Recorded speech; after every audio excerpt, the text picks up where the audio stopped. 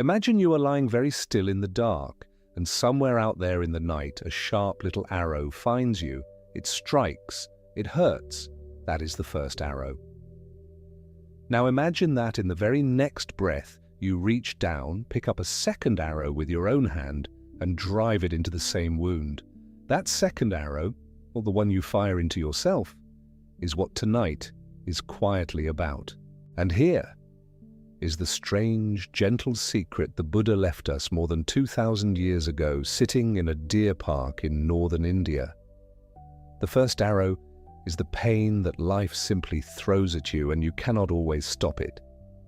But the second arrow, the deeper one, the one that turns a passing ache into long hours of torment, that one you can learn to set down. You do not have to pick it up at all. Welcome to Relaxing Subjects. You do not need to know anything about Buddhism to listen tonight, nothing at all. You do not need to believe anything. You do not need to follow anything. And you certainly do not need to remember a single word by morning. There is no test waiting for you at the end of this. There is nowhere else you have to be, and nothing here you have to figure out. You can let your eyes close right now if they want to. The words will keep coming, slow and soft, and they will carry whatever you are carrying tonight without asking you to lift a finger. If a phrase drifts past you and you miss it, let it go. It was never yours to hold. It was only ever passing through. And before we go any deeper into the dark together, I would love to know, wherever you are, whatever hour it is on your side of the world, what time it is for you right now, and what corner of the earth you are listening from. You do not have to answer. But if some part of you would like to leave a small word in the comments, a city, a time, a single quiet hello, it is a lovely thing to imagine all of us scattered across the night, in different beds and different time zones, all settling down to the same slow voice at once. There is something comforting in that. You are not the only one awake right now, you never were. So let us begin the way the night likes to begin. Take a slow, deep breath. All the way in gently, no effort, no force. And then let it go even more slowly than it came. Feel the place where your body meets the bed, the small weight of you sinking down, the way the mattress holds you without being asked. You do not have to hold yourself up tonight. Something else is doing that for you. Let your shoulders drop a little further than you thought they could. Let your jaw soften. Let the back of your tongue rest. There is nothing to do here. There is only this, a voice, a dark room, and the slow unwinding of a very old and very kind idea. Because here is the thing about the night, and about the mind that comes with it. So many of us think there is something wrong with us when we cannot sleep. We lie down, the body goes quiet, and then, almost as if a switch were flipped, the mind starts up. It begins replaying the day. It begins rehearsing tomorrow. It drags up something from years ago, some small embarrassment, some argument, some word we wish we had not said, and it turns it over and over like a stone in a pocket. And we think, what is wrong with me? Why can I not just stop? Why will my own mind not let me rest? We treat this restless night mind as a personal flaw, a private failing, something broken in us that everyone else has somehow fixed. But it is not new, and it is not yours alone. This wandering, grasping, restless quality of the mind is one of the oldest human experiences there is. People were lying awake with it long before there were clocks to count the hours, long before there were ceilings to stare at. The mind that comes to you at night, turning and turning, refusing to settle, that is not a broken mind. That is simply a mind. It is doing exactly what minds have done since there were minds at all. And a very long time ago, a man sat down and looked at this restlessness, this ache, this strange, unsatisfied hunger that follows us even into our beds, and instead of calling it a flaw, he tried to understand its mechanism. He tried to take it apart, gently, the way you might take apart a clock to see why it will not keep still. That man, after his awakening, gave his very first teaching in a place called Sarnath, near the city of Varanasi, in a deer park. And that first teaching has a long and beautiful name. It is called the Dhammacakkappavattana Sutta. Do not worry about the syllables. You do not need to pronounce it. You only need to let it wash over you. The name means roughly the discourse on setting the wheel of the teaching in motion. Setting the wheel of Dhamma in motion. Picture that for a moment, a great wheel at rest for a very long time, and then a single gentle push, and it begins slowly to turn. That is the image the tradition kept. Something that had been still beginning to move, something that once it began to turn would keep turning for a very, very long time, all the way down the centuries, all the way to this dark room, all the way to you tonight. Now, in that first sermon, the Buddha laid out 4 observations. Many people call them the 4 Noble Truths, and you have probably heard them recited somewhere in a flat little list, the way you might read items off the back of a box. And the way they are usually summarized in nearly every retelling goes something like this. Life is suffering, desire causes the suffering, stop the desire, and there is a path. And honestly, when it is put that way, it sounds rather grim, doesn't it?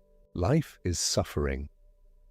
As if the whole of existence were nothing but misery from the first breath to the last, as if this man had looked at the world, at the warmth of sunlight, at the faces of the people he loved, at the simple pleasure of a meal when you are hungry, and declared all of it to be nothing but pain. But that is not what he said. And this is the first small correction I want to lay down for you very gently, like setting a cup on a saucer without a sound. The first of those truths, the one so often flattened into the words life is suffering, does not actually say that existence is nothing but misery. When you read what the text actually says, it is far more precise and far more honest than the slogan. It says that birth is dukkha, that aging is dukkha, that sickness and death are dukkha, that to be parted from what you love is dukkha, and to be tied to what you do not want is dukkha, and not to get what you long for, and that too is dukkha. And then it gathers all of this up into one phrase. In short, it says, the 5 aggregates of clinging are dukkha. Do not let those words, the 5 aggregates, trip you tonight. We will not be untangling them. For now, you only need to hear the shape of it. The Buddha did not point at the whole of life and call it misery. He pointed at something far more specific. He pointed at clinging. He pointed at the grasping quality of how we hold the parts of our experience. The aggregates of clinging, with that little word, clinging, is doing all the work, and we will come back to it again and again tonight, because it turns out to be the hinge on which the whole teaching swings. He was not saying life is bad. He was saying there is a particular kind of ache woven through how we hold on to life, and that ache has a cause, and because it has a cause, it can also have an ending. That is a very different thing from life is suffering.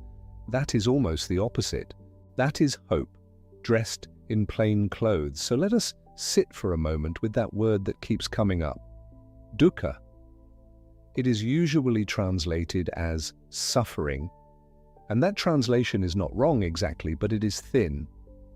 It is like trying to pour a wide river through the eye of a needle. Dukkha is one of those words that simply does not have a clean match in English, and scholars who have spent their whole lives with these texts will tell you the same. That this one word stretches to cover pain and stress and dissatisfaction and a kind of deep, quiet unsatisfactoriness, the sense that even good things never quite sit right, never quite hold still, never quite become the solid ground we keep hoping they will be. It covers the sharp pain of a stubbed toe and the dull pain of a long grey afternoon. It covers the grief of losing someone and the small itch of a meal that was almost, but not quite, enough.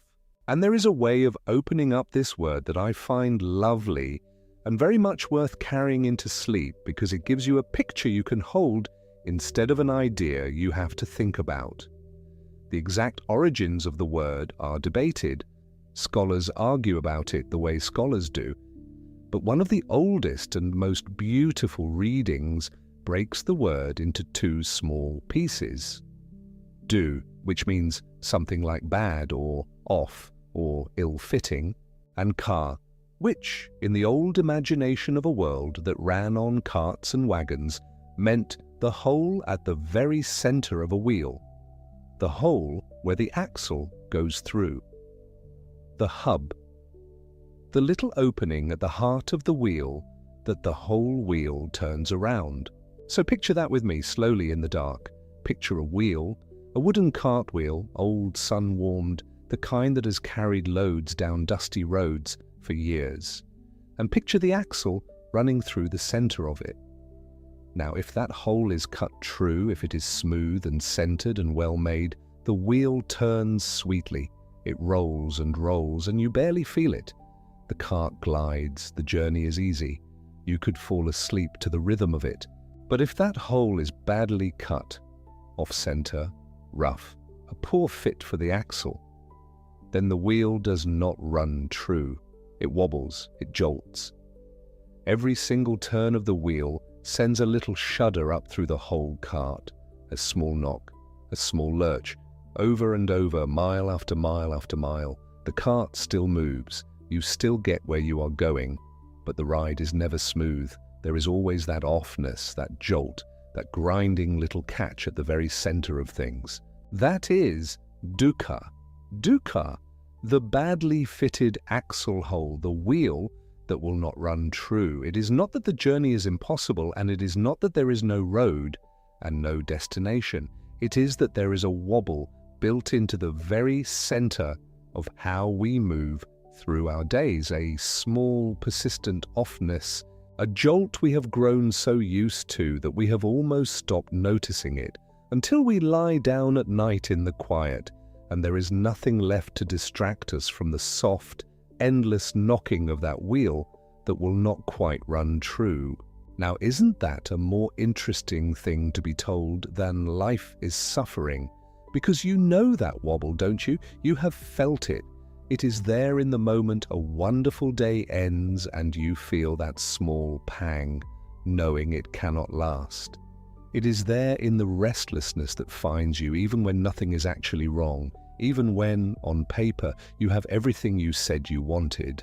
It is there in the way the mind, lying in a soft bed in a safe room, still reaches and reaches for something it cannot name.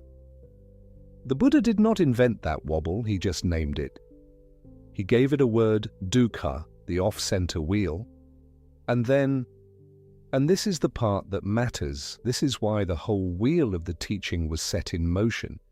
He said that the wobble has a cause, and a cause that can be understood, can be addressed.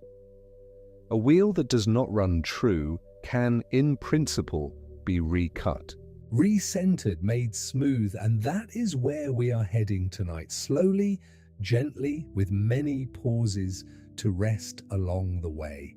We are going to look at where that wobble comes from. We are going to find that the Buddha gave it a very precise name. Not desire, as the slogans say, but something stranger and more exact, something more like thirst. And we are going to find that this thirst comes in 3 flavors, and that the third one is the one almost nobody sees coming. We are going to find out what it actually means when the texts say, the suffering can cease. Not that life ends, not that feeling ends, not that you become a cold and empty thing, but something far quieter and far kinder than that.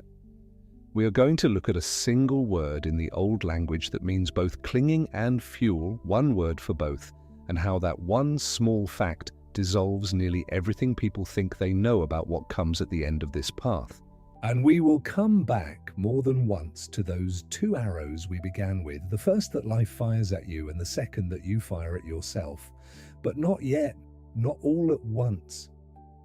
The night is long and there is no hurry at all. The wheel turns slowly and we will turn with it. So let us pause here for a moment, you and I, before we go on. Take a slow, deep breath. Let it come in gently, no effort, just an easy widening of the chest, and let it out even more slowly, like a sigh you have been holding all day, and finally get to release. Feel the weight of your body again. Feel the bed beneath you, holding all of you, every part, without your help. Notice, if you can, that some small thing in you has already begun to soften. The shoulders a little lower than before, the breath a little deeper, the grip of the day a little looser in your hands. You do not have to make this happen. It happens on its own when you stop holding on. That too is part of what we are talking about, though we will not name it yet. Just rest here a moment, in the quiet, in the dark, with the slow wheel turning somewhere far off, carrying you nowhere you have to go. And when you are ready, in no hurry at all, we will continue together. Let the breath settle back into its own rhythm now. You do not have to count it or guide it. It knows what to do. It has always known. It breathed you all through your childhood without a single instruction from you, and it will go on breathing you through this night, soft and steady, whether you watch it or not, so you can set it down like everything else and just listen. Because there is something I want to return to now that the word dukkha is resting in your mind like a smooth stone. That image of the two arrows we began with, before the welcome, before the breath. I want you to hear where it comes from, because it is one of the most beautiful and useful things this whole tradition ever gave the world, and it is one of the most misunderstood. There is a short teaching, an old one, sometimes called the Sallatha Sutta, which simply means the discourse on the dart or the arrow. And in it, the Buddha draws a distinction so clean and so practical that once you have heard it, you can almost feel it working in your own body. He says, when an ordinary, untrained person is touched by a painful feeling, so a real pain in the body or in the heart, they do not simply feel that pain, they sorrow over it, they grieve, they lament, they beat their breast, they grow distraught. And so he says they feel two pains, not one.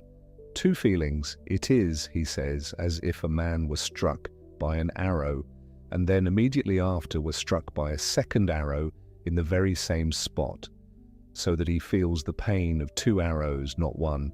The first arrow is the pain itself, the unavoidable thing, the stubbed toe, the fever, the loss, the bad news, the body that aches, the grief that comes when grief is the only honest response.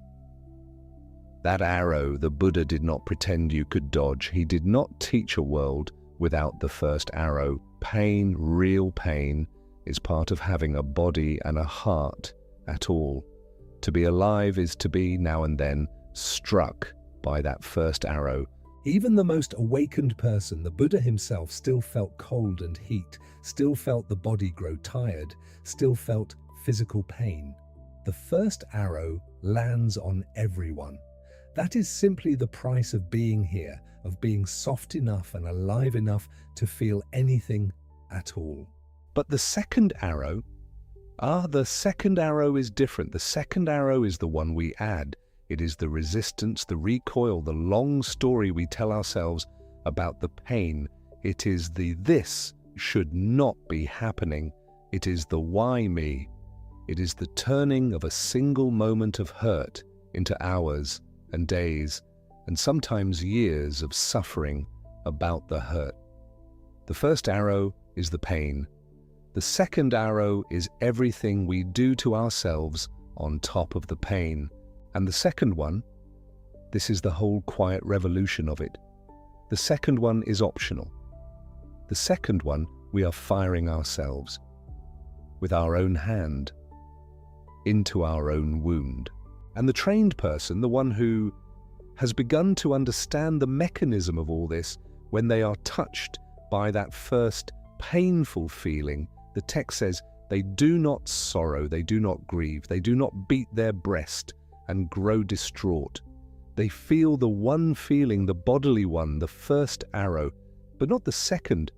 They feel the pain, but they do not add the suffering. The arrow strikes and it hurts, and they let it hurt, and they do not reach down and pick up the second arrow and drive it in deeper. They simply let the first one be what it is, a passing thing, and let it pass. Now you may have heard a little phrase that floats around the world on posters and coffee mugs and quiet captions under photographs of mountains. Pain is inevitable. Suffering is optional. It is a lovely phrase and it is everywhere. And very often it is hung around the Buddha's neck as though he said it himself, word for word, in just that crisp little shape.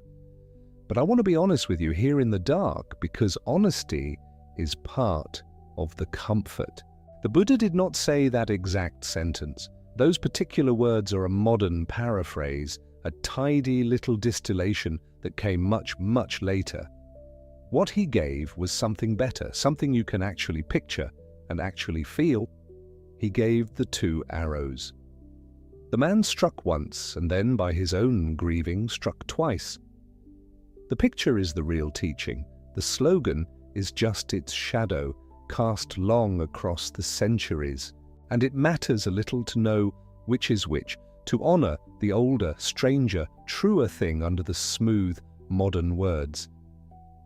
There is a kindness in giving credit where it belongs, even across 2,500 years.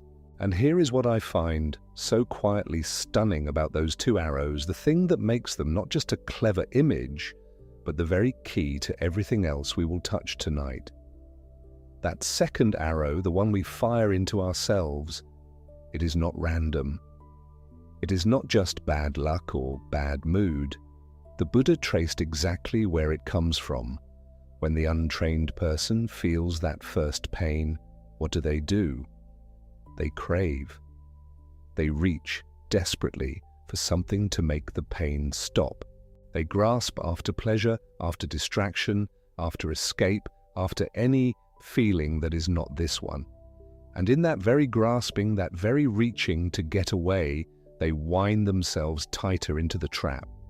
The second arrow is fired by craving. The hand that reaches down to pick it up is the hand of a thirst we have not yet learned to recognize. And that thirst, that is the thing we will name next in its three strange flavors when we come to it.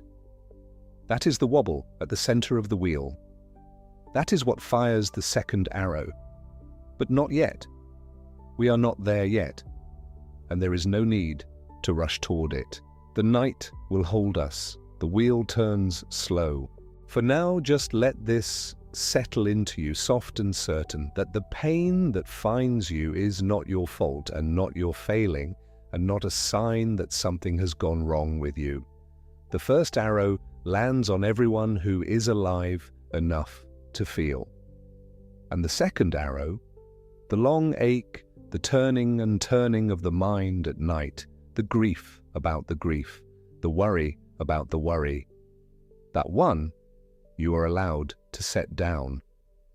Not by force, not by gritting your teeth and willing it away, but slowly, gently, by understanding where it comes from and seeing the hand that fires it, and one day, simply, quietly, choosing not to reach for it. You do not have to do any of that tonight. Tonight, you only have to listen and breathe and rest.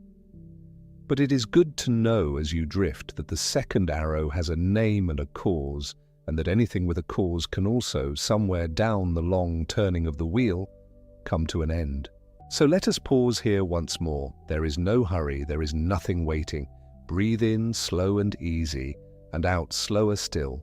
Feel how far you have already let yourself sink.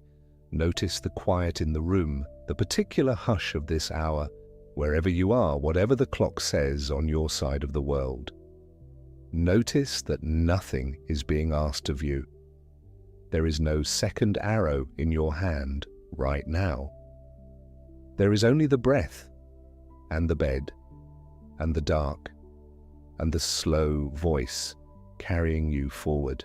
Let the day, with all its small wobbles and its little knocks, settle to the bottom of you like sediment settling to the bottom of still water. You do not have to stir it. You only have to be still and let the water clear on its own. And when you are ready, in no hurry at all, we will go on to the thirst at the center of the wheel and the three strange shapes it takes, and the one almost nobody ever sees coming. Now, before we follow the thirst to the center of the wheel, let us go back to the very beginning of all of this, to the day the teaching first arrived in the world, because the two arrows are a small picture inside a much larger one, and the larger picture has a home, a real place, a real afternoon, a real handful of words spoken aloud to 5 tired men in a deer park. Picture a town called Sarnath in the north of India, on the edge of a quiet wood where deer moved between the trees. A man sat down there not long after something had changed in him completely, and he began to speak. We do not need to romanticize him or turn him into a statue. He was a person who had been searching for a long time and had stopped searching, and he had something to say about why we hurt and whether the hurting could end. What he said that day has a name. It is called the Dhammacakkappavattana Sutta, which sounds like a great deal until you take it apart slowly, the way we are taking everything apart tonight. It means, roughly, the setting in motion of the wheel of the teaching, the turning of a wheel. Keep that wheel in mind. We will come back to it, because a wheel is hiding inside the very first word he used for our trouble. Now here is where almost everyone goes a little wrong, and there is no shame in it because it came down to us through old, tired translations. You have probably heard that the Buddha's first great statement was simply, "Life is suffering." 3 flat words, life is suffering. And maybe a part of you recoiled from it the way a healthy heart should recoil, and thought, well, that is bleak, that is no help to me at 3 in the morning. If that is what you heard, let me gently take it back from you, because it is not quite what he said. He did not stand up in that deer park and announce that existence is nothing but misery, that there is no joy anywhere, that the whole of being alive is a wound. That is a flattening. That is the teaching squeezed through a narrow door until it lost its shape. What he actually said was more careful and stranger and oddly kinder. He said that birth is dukkha, aging is dukkha, sickness and sorrow, and being joined to what you do not want and being parted from what you love. These are dukkha. And then, to gather it all up, he said that, in short, the 5 aggregates of clinging are dukkha, not life, not joy itself, not the warm meal or the loved face. The clinging, the grasping at all of it as though it were solid, as though it would stay, as though you could hold the river still in your 2 hands. That is a very different thing from saying life is misery. It is closer to saying here is exactly where the ache lives, and it lives in the holding on. And now we come to the word itself, and I want to give it to you slowly because it is one of the small treasures of this whole night, the kind of thing that once you see it, you cannot unsee. The word is dukkha. You will hear it again and again, so let it grow familiar in your ear, the way a word repeated softly at bedtime loses its strangeness. Dukkha. The trouble is that we have no good English word for it. We say suffering, but that is too heavy, too dramatic. We say stress, and that is too small, too modern. Dukkha is wider than both. It reaches from sharp physical pain all the way out to a faint, almost weightless sense that nothing quite satisfies, that even the good moments carry a little edge of not enough, of this will not last. And here is the picture hidden inside the word. The old wheel comes back. There is a way of taking dukkha apart that scholars still gently argue over, but one of the loveliest readings goes like this. Du meaning bad, or wrong, or ill-fitted. And ka, which is the word for the hole at the center of a wheel, the socket where the axle sits, dukkha, a bad axle hole, a wheel that has been bored off center or fitted to an axle that does not quite belong to it. And you know exactly what that wheel does, even if you have never seen an old cart in your life. It does not run true, it jolts, it bumps. With every single turn, it knocks you, a small unevenness you feel in your teeth mile after mile, a ride that is never quite smooth no matter how fine the road beneath it. That is dukkha, not a catastrophe, not a wailing, just a wheel that will not run true. The low, recurring jolt of a life lived through grasping, turn after turn after turn, and the wheel he set in motion at Sarnath was, in a way, the cure for that other wheel. One wheel to still the other, so let that image carry you a little deeper now. The off-center wheel, the small, endless jolt, and somewhere ahead, the possibility of a ride that runs smooth and quiet at last. Let us pause here once more. Breathe in, slow, and out, slower. Feel the bed beneath you holding all your weight, asking nothing back. The wheel can stop turning for a while. There is nowhere to roll tonight. And when you are ready, in no hurry at all, we will go on to the thirst that bores the hole off center in the first place. There are 3 ways dukkha moves through a life. The teachers gave them names, and we will hold each one gently tonight, because each one answers a slightly different question, and together they explain something the single word suffering never quite manages to. The first is the simplest and the most honest. It is called dukkha dukkha, pain that is simply pain, the headache, the broken bone, the grief that arrives like weather you cannot reason with, the news that comes by telephone in the early morning. This is not complicated. Nobody needs a teaching to recognize it. Your body knows it before your mind has words for it. Dukkha dukkha is the first dart, the one thrown by life itself, and the Buddha did not pretend it away. He did not say it was an illusion or a failure of attitude. He said, yes, this is real. This is part of what it is to have a body, to love people, to live inside time. There is nothing shameful in it. The tradition does not ask you to be unmoved by physical pain, or to smile through grief, or to pretend the headache is not a headache. When a bhikkhu, a monk, came to the Buddha with a fever, the Buddha sat with him and cared for him. The first kind of dukkha is simply acknowledged, seen clearly. It is the honest beginning of the whole map.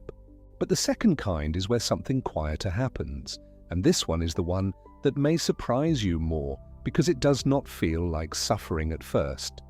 It is called viparinama dukkha, and viparinama means change, the suffering of change. Let us explore a story about this. There is a woman who has been looking forward to a particular evening for weeks. She has been traveling for work, in airports, and sterile conference rooms and hotel beds with flat pillows. And she has been thinking about one thing, the soup her grandmother used to make. The exact soup, with the root vegetables and the small dumplings and the bay leaves that always fell apart just before serving. And she has found, after some searching, the ingredients. And on the Friday evening she finally returns home. She makes it. She sits at her own kitchen table, the first spoonful. And it is exactly right.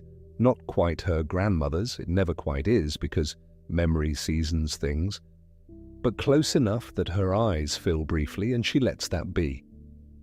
The warmth spreads through her chest. She eats slowly. She does not check her phone. For perhaps 20 minutes, there is a feeling of arrival, of ease, of something genuinely good, and then the bowl is empty. She is not suffering. She is satisfied even, but there is already, beneath that satisfaction, the faint beginning of something, a small reaching forward, wondering when the next evening like this might come. A mild, almost invisible wish that the bowl were not empty. And if you asked her at that moment to name it, she probably could not. It is not pain, it is not grief. It is a kind of thinness. The pleasant thing has done what all pleasant things do. It has passed. Viparinama dukkha is not dramatic. It does not announce itself. It is the soft underscore beneath even the best moments. The wedding day that ends, the perfect holiday morning, the laugh that fades, the song you love that has 4 minutes, and then silence. Even joy, because it is a conditioned thing, because it arose from causes and conditions and will depart when those causes shift, carries inside it the seed of this subtle ache. The pleasant meal is dukkha, not because it hurts, but because it cannot last. And the reaching forward, the small grasping that begins the moment something good starts to thin. That is where the second and third kinds begin to speak to each other. Rest here for a moment if you like. There is no hurry. Breathe slowly. Let the woman and her soup and her empty bowl be real for a moment. Notice whether any of it is familiar. The good thing that came and then thinned. You do not have to name it. Just let it be known, and when you are ready, we will go to the third. This one does not have a simple English name that carries its weight. The scholars tend to leave it mostly in Pali because the translations all flatten it. Sankhara dukkha, sometimes rendered as the suffering of conditioned existence, or the pervasive unsatisfactoriness of all formations, and those are correct, but they are not yet alive.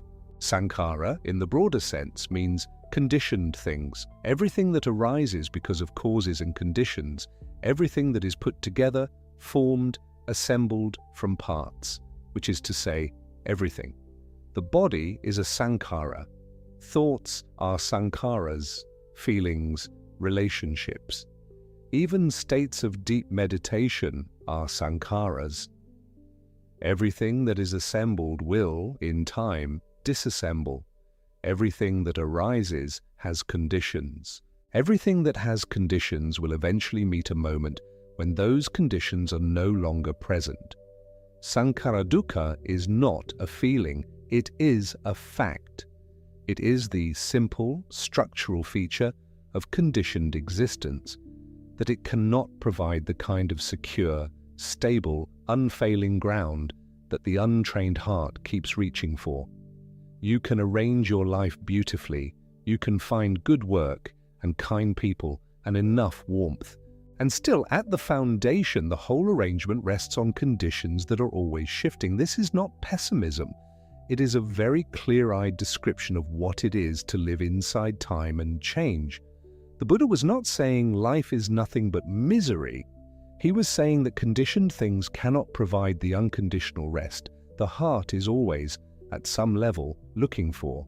And this is where the first truth opens into the second, because if dukkha is the jolt in the wheel, if it is the plain pain of injury, the ache of change, and the fundamental instability of everything assembled, then the question, the second noble truth answers, is the one that follows naturally.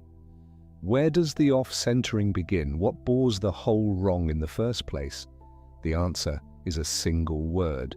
And in Pali, it is tanha, pronounced roughly tanha.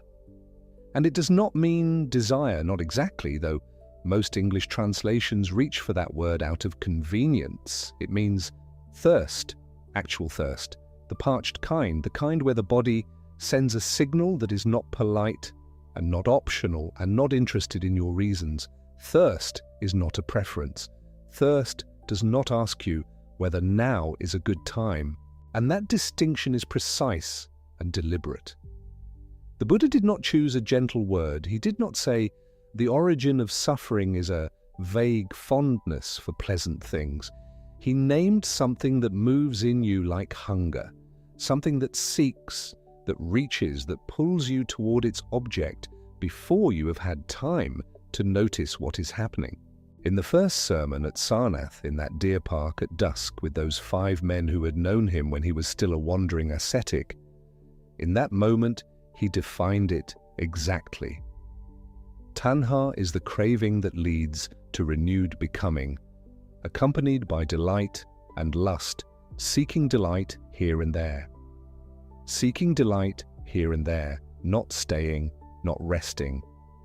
Moving from one object to the next always, because no object fully satisfies the thirst. And thirst that is never truly quenched will keep seeking. Let us pause here, just for a breath or two. Breathing in, slow. Breathing out, even slower. You do not have to do anything with that word yet. Tanha, thirst. Just let it sit with you a moment, the way a word sometimes does before it opens. And now, the 3 kinds. The first is kama-tanha, craving for sensual pleasure. Kama means sensory, the pleasures of the senses. Sight, sound, taste, touch, smell. The pleasant feeling in the mind. The desire for the soup. The wish for the warm room. The reaching toward the song, the fragrance, the good meal, the comfortable embrace. This is the most intuitive of the 3 and the one most people think of when they hear that the Buddha spoke against craving. Kama-tanha is real, and it is powerful, and it keeps the wheel moving, reaching, grasping, briefly satisfied, then reaching again. But it is only the first of 3. The second is bhava-tanha, craving for existence, craving for becoming. Bhava means being, or continuation, or becoming. And this is a deeper thing than wanting pleasant experiences. This is the wish to go on being, to persist, to continue, to be preserved. The part of you that cannot quite believe you will end, that reaches forward into a future self, that builds and accumulates and plans and invests and makes sure it will still be there. Bhava-tanha is the engine of so much of a human life. The ambition that is not only ambition but a deeper refusal to dissolve. The self-construction project that never quite finishes because there is always a little more becoming to do. And now the third, this is the one almost no one expects. And it is perhaps the strangest and most compassionate insight in the whole teaching, because it means that even the desperate desire to escape, even that, can be a form of the same trap. It is called vibhava-tanha. Craving for non-existence, craving for annihilation, for not being, the wish to simply stop. To not have to be you anymore, not have to carry this, not have to feel this, not have to show up for another day inside this particular life with its particular difficulties. If bhava-tanha is the wish to persist, vibhava-tanha is its shadow, the wish to vanish. And the teaching says, with great gentleness and no judgment, this too is craving, this too is tanha. The person in the darkest place who wants it all to stop, the wanting itself, the reaching toward disappearance, is still a form of thirst, still driven by the same engine of aversion and grasping. The desire to not exist is not freedom from desire.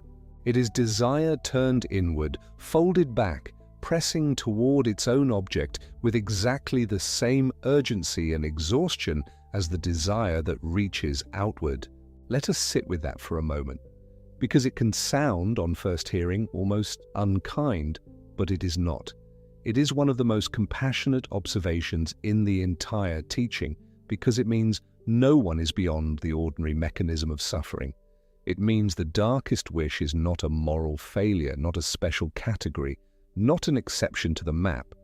It is the same territory, just a different corner. And if it is the same territory, then the same path leads out. Nobody is too far gone for the map to apply. The word in Pali for the person who has walked fully through, the one who has arrived at the cessation of craving entirely, is arahant. And the tradition holds that even an arahant who once sat in the darkest wish is not a stranger to the teaching. The map does not exclude anyone. So tanha has three flavors: the reaching toward pleasure, the reaching toward continuity and becoming, and the reaching in exhaustion or despair toward disappearance. All three are thirst, all three keep the wheel moving, all three bore the axle hole off center and produce the low recurring jolt that the first noble truth names. Breathe now, just breathe. You do not have to fix any of this tonight. You do not have to even remember the names dukkha dukkha, viparinama dukkha, sankhara dukkha, kama-tanha, bhava-tanha, vibhava-tanha. They are here. They have been here for a long time before this night. Take a slow breath in and let it go. The teaching has been holding all of this for 25 centuries. It can hold it for one more night while you rest, and when you are ready, just a little further. The Sallatha Sutta comes back now, the one with the two darts, because there is a connection between the second arrow and tanha that the text makes explicit, and it is worth following precisely because it is the thread that ties the second noble truth to the first, the origin to the suffering, in a way you can almost feel. The Buddha says this: when an untrained person, and here he does not mean uneducated in the ordinary sense, but untrained in this particular attention, unacquainted with the map, when that person feels a painful sensation, they do not simply feel it. They grieve over it, they lament, they weep, they beat their breast, they ask why, and the why spirals. They feel pain, and then they contract around the pain, and then they add a narrative to the contraction, and then they resist the narrative, and the whole structure thickens. But then the text goes one step further. It says, feeling pain, the untrained person craves sensual pleasure, because the body and mind, trained only in the ordinary way, know one move in the face of pain. Move toward its opposite. Reach for the relief. And that reaching, that automatic lunge toward the pleasant, away from the unpleasant, is tanha. The second dart and the craving are the same motion. The mind stung by the first arrow reaches immediately for the balm, the escape, the pleasurable distraction, and in so doing it tangles itself further in the very mechanism of grasping that keeps the whole wheel rolling. You have probably felt this, not in theory, in your actual life. The bad day at work that becomes 3 glasses of wine, the anxiety that becomes 2 hours of scrolling through things that do not matter, the grief that becomes eating the entire loaf of bread at midnight. The pain reached toward its opposite, and the reaching brought a very brief relief, and underneath the relief, the pain was still there. And now also there was the slight flatness of having grasped again, the subtle shame or discomfort of the too much, and tomorrow the original pain would still be waiting, perhaps slightly larger, for having been avoided rather than met. This is not a moral failing, it is the ordinary mechanism. It is what the untrained heart does, the way an untrained hand flinches from heat before the mind has any say in it. The second dart is almost automatic, almost, but not entirely. And that not entirely is the whole teaching. The trained person, the text says, feels the painful sensation, and they feel it, just the first dart, without the second. They do not crave pleasure as an escape from it. They do not add the reactive story, the resistance, the thickening. They are not made of stone. They feel the pain. Physical pain is still pain, but they do not fire the second arrow into the same wound. And so one dart, not two. This is not numbness. Do not let it be confused with numbness. The trained person is not someone who has switched off their nervous system or their heart. They feel everything the untrained person feels. They are simply not adding the craving-driven layer on top of it. They are with the pain without being at war with it. And now, a word that many people think they have understood and may not quite have, because when people hear that the Buddha's teaching says craving is the origin of suffering, something happens in many Western minds, in many modern minds, that leads to a misunderstanding so complete it sometimes drives people away from the whole tradition before they have had time to look closely. The misunderstanding is this: if craving causes suffering, then I must stop wanting anything. I must become a person with no desires, no preferences, no wishes. I must be indifferent to food, to people, to beauty, to justice, to my own life. Buddhism means becoming emotionless, a ghost with excellent posture. This is not the teaching. The tradition makes a distinction, careful and important, between two things that the English word desire blurs together. There is tanha, the thirst, the reactive, compulsive craving that grasps and clings and reaches reflexively away from pain and toward pleasure, that craves existence and craves non-existence. And there is chanda. Chanda is sometimes translated as wholesome aspiration, or intention, or will in the sense of a considered, oriented movement towards something good. And the Buddha not only permitted chanda, he praised it. The desire to end suffering is not the craving that causes suffering. The wish to understand, to be kinder, to sit quietly and listen to an old teaching on a dark night. These are chanda. The motivation to begin the path, to turn toward the map, to ask the question that the first sermon answers, all of it chanda. And none of it is what the second noble truth is naming. Let us explore a story about this, because the distinction can be slippery and the story makes it concrete. There is a young man who has been carrying something heavy for a long time. He cannot name it precisely. A restlessness, a low and persistent dissatisfaction. He is not unhappy in any dramatic way. He has work he manages, friends he loves, small pleasures he enjoys, but beneath all of it, a jolt, the wheel not running true. And he comes across, almost by accident, a description of the teaching. Someone hands him a small book. He reads about the two arrows, the off-center wheel, the thirst, and something in him responds. Not with relief, not yet, but with recognition. Yes, that is the shape of it. That is the name of the thing I did not have a name for. And he wants, immediately and simply, to understand more. He wants to stop adding the second arrow to the wounds that come. He wants, someday, to feel the weight lift. That wanting, that reaching toward understanding and toward ease is chanda. The tradition says, bring it, hold it lightly, but bring it. Without it, you do not begin. What is not chanda is the white-knuckled version. The version that grasps at meditation the way someone else grasps at wine. The version that demands results and resents itself when they are slow. That adds an entire new layer of craving on top of the spiritual path, that turns the map into an object to possess. That version is just tanha wearing slightly more refined clothing. It grasps at peace the way it used to grasp at pleasure.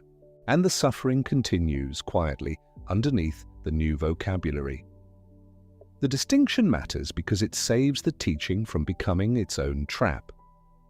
And because it reassures the person in the dark who wonders whether having any wish at all means they have already misunderstood. You have not misunderstood. The wish to rest, to ease, to understand, that is a wholesome aspiration.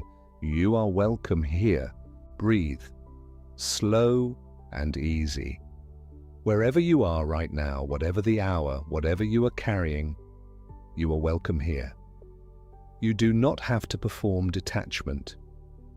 You do not have to manufacture indifference. You can simply listen and let the listening itself be a kind of rest. Take a slow breath in and out.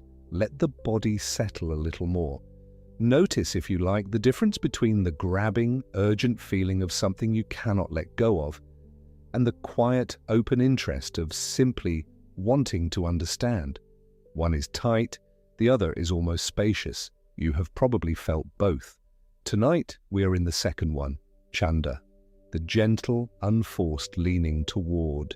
And when you are ready, we will go one step further into the ground of the third noble truth, which is where the teaching turns from diagnosis into something that could almost be called hope. Because here is what the teaching has said so far. There is dukkha, the plain pain of existence, the ache of change, the pervasive instability of all conditioned things. And there is tanha, the thirst, in three flavors, including the one that reaches toward disappearance, that keeps the wheel boring off center. And the second arrow is fired by this thirst, automatically, before you have had time to think. The untrained person fires it as a reflex. And the first two noble truths are simply, this is happening, and this is why. No blame, no punishment, just a description, as clear and as neutral as a physician naming what has been making you unwell. And a physician who names the illness has not finished speaking. The third noble truth is nirodha, cessation. It says this, that tanha, that same craving named in the second truth, can cease completely, remainderlessly. The third truth, as the Buddha stated it in that first sermon, does not say, reduce your craving, manage it, distract yourself from it, make peace with moderate grasping.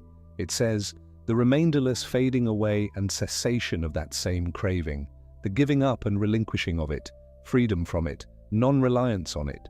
And before the mind moves to panic, before the thought arrives that says, but if craving ceases entirely, I will be nothing. I will not want to eat or breathe or go on. I will disappear.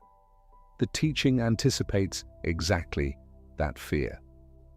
It anticipated it so precisely that the Buddha had an entire conversation about it, preserved in the Dhammacakkappavattana Sutta, where someone asks him almost exactly that question. And what the Buddha said in answer, what he did not say, and why his not saying is the whole point, is where we are going next. But let us pause here first. Let the third truth just breathe a moment.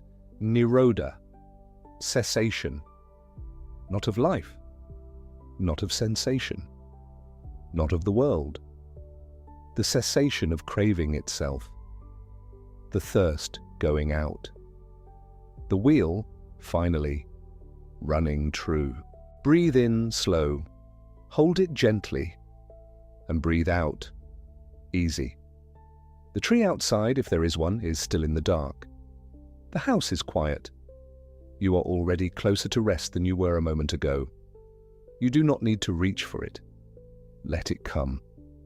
And when you are ready, whenever that is, in no particular hurry, then we will go to the fire that goes out, and to the single word in the original language that changes everything the word nirvana is usually made to mean. Let us go to the fire. But first, let us go back a little. Let us go back to dukkha itself, because the word is carrying more than we have unpacked, and what it is carrying matters for what follows. We said earlier that dukkha has no clean English equivalent. The wheel that will not run true, the axle hole that is slightly off. But the tradition was careful to name not one kind of dukkha, but three. And understanding all three is the only way the second noble truth, the teaching on craving, on thirst, lands with its full weight. The first kind is called dukkha, the plain word doubled back on itself. This is the obvious pain, the headache, the grief, the fear that arrives at 2 in the morning and sits on your chest, the argument that left something broken between two people who used to understand each other, physical pain, mental pain, the sharp and the dull and the grinding. No one disputes this kind. It is the one even a child knows. You fall, it hurts. That is dukkha dukkha, and the word does not try to dress it up. The second kind is viparinama dukkha. Viparinama means change, and this is the suffering that hides inside pleasant things. This is the one that takes a moment to feel. Think of a meal, a good one, the kind you have sometimes unexpectedly, where everything is right, the warmth of it, the company, the particular quality of the evening. For a few minutes, everything is exactly as you would have chosen. And this is also dukkha. Not because it hurts, it doesn't. Not because something is wrong. Nothing is. It is dukkha because it cannot last, because the meal will end, because the warmth will cool, because the evening will close, because you will carry the memory of it into a future that cannot reproduce it, and something in you will reach for it again and find only the reaching. The pleasant thing is dukkha because it changes, because everything conditioned, everything that arises from causes, everything put together, everything in this world is impermanent. And the deeper the pleasure sometimes, the more precisely it outlines its own ending. Take a slow breath. Notice that this is not pessimism. It is not the teaching telling you the meal was not worth having. It is simply describing what is actually there, underneath the pleasure, if you are willing to look steadily. The ending was always part of it. The teaching is not adding sorrow to joy, it is pointing at the sorrow that was already woven in. The third kind of dukkha is the most subtle. It is called sankhara dukkha. Sankhara means conditioned things, formations, constructions, the assembled and compound nature of everything in ordinary experience. And this third dukkha is a kind of pervasive, low-level unsatisfactoriness that belongs to conditioned existence itself.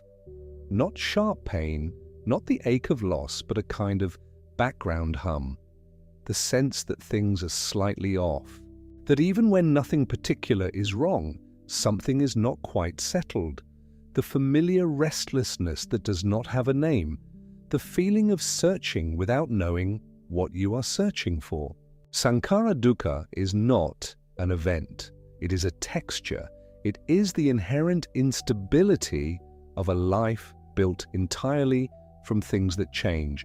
And the tradition is not saying this to make you miserable, it is saying it so that you stop being confused about why you feel it.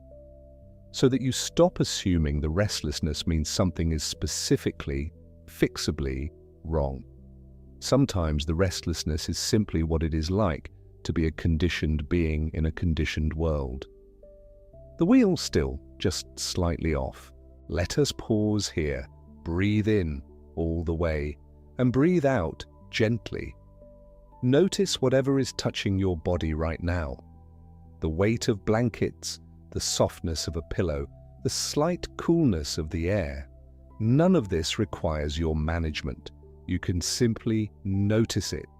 And then, if you like, let the noticing soften too. When you are ready, we will go to the thirst, the second noble truth, samudaya, the arising, the origin of suffering. The word the first sermon names as the cause is tanha. Translators often render it as desire, or craving, or wanting. But the most honest translation may simply be thirst. Not a metaphor for thirst. Thirst itself. The way thirst is not a thought, not a considered preference, not a gentle leaning toward something. Thirst is what happens in the body before the mind gets to it.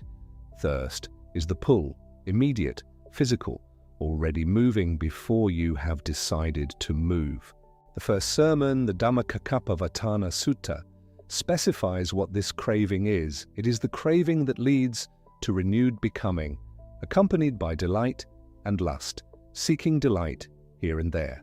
Seeking, always seeking, delight here and there.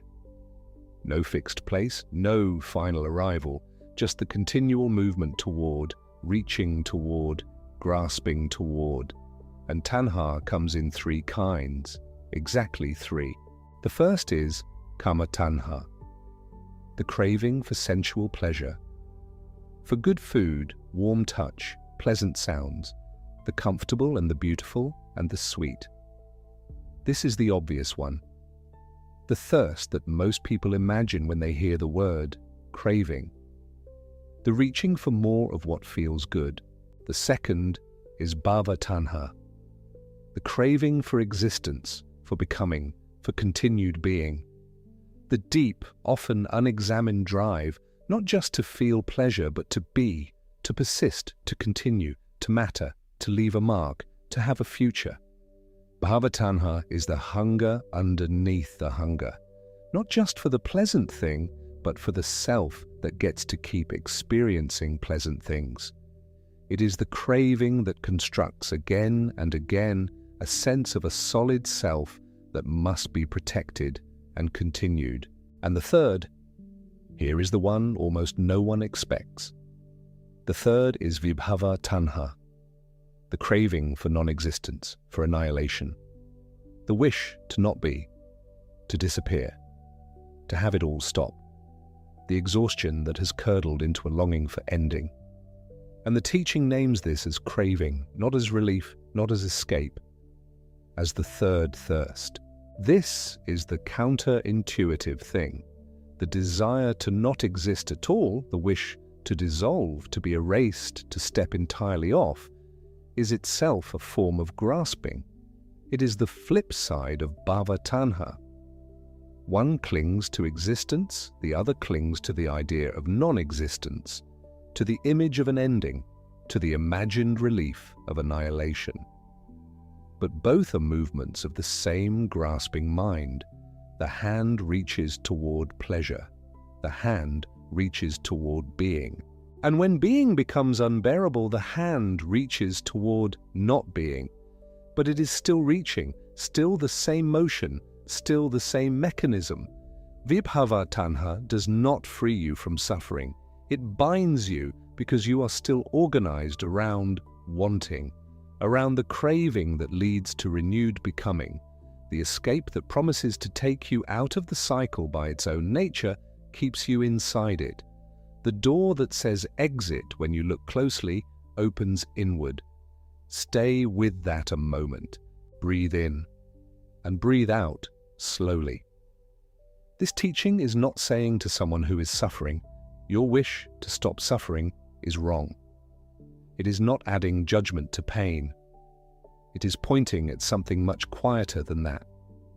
It is saying even this, even the profound wish to simply not be here anymore, follows the same shape as all the other cravings. It grasps at an image. It reaches toward something. And grasping, by its nature, cannot produce the release. Grasping is reaching for, which brings us back to the second arrow. In the Sallatha Sutta, the teaching on darts, the image is plain. When a person without training feels a painful feeling, a physical pain, a sorrow, a difficulty, they do not stay with just the pain. They resist it, they pull away from it.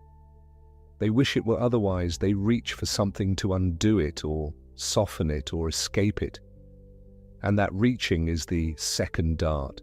The first dart is the pain itself, the one life throws.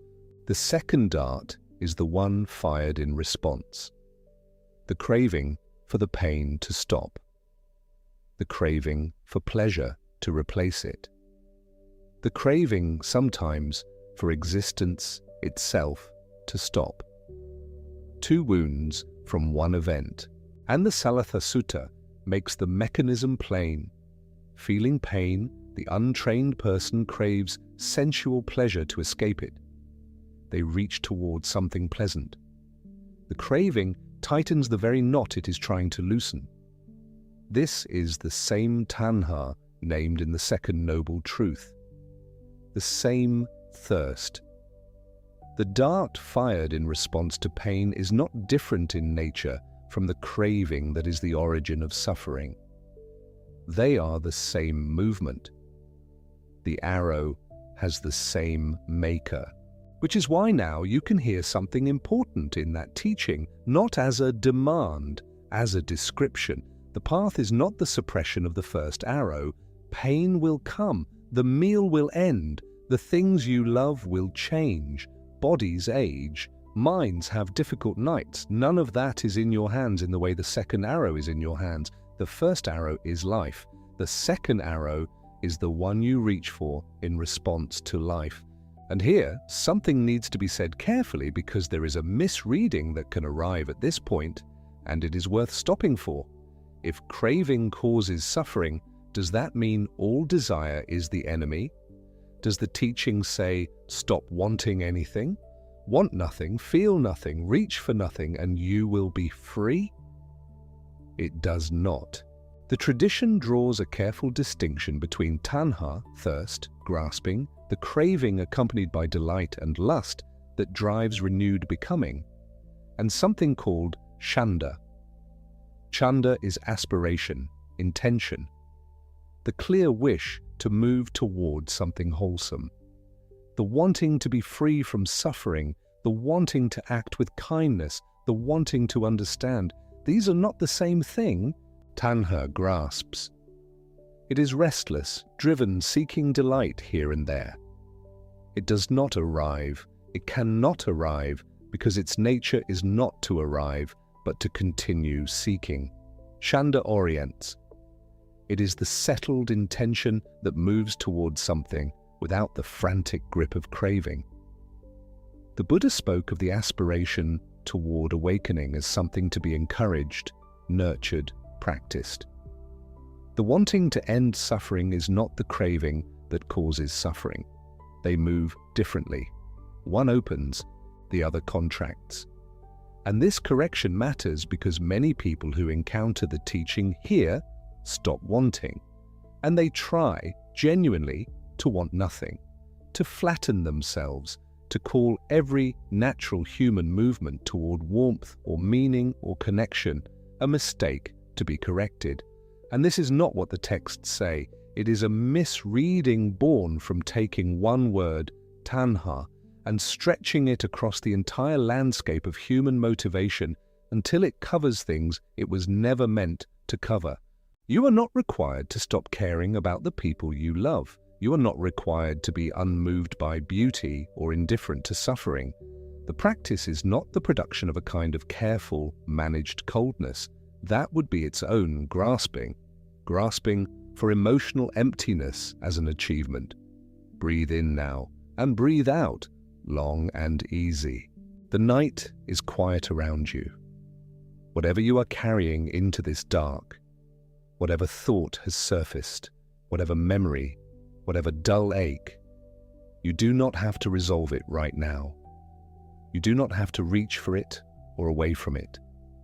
It can simply be here, in the room with you while you breathe. When you are ready, we will go to the fire, to the word that means both clinging and fuel, to what the extinguishing actually is and what it is not. There is a teaching in the third noble truth that almost no one hears clearly the first time. Not because it is hidden or complicated in the way a riddle is complicated, but because the words we use to approach it carry so much accumulated meaning that they arrive already shaped by assumptions. The word cessation, for instance, the word end, the word extinguishing. We hear these and we imagine something disappearing, something snuffed out, a life narrowed to a point, and then not. This is the misreading, and it is old, and we will walk through it slowly tonight because the correction is not a minor adjustment to the picture, it is the picture itself reversed.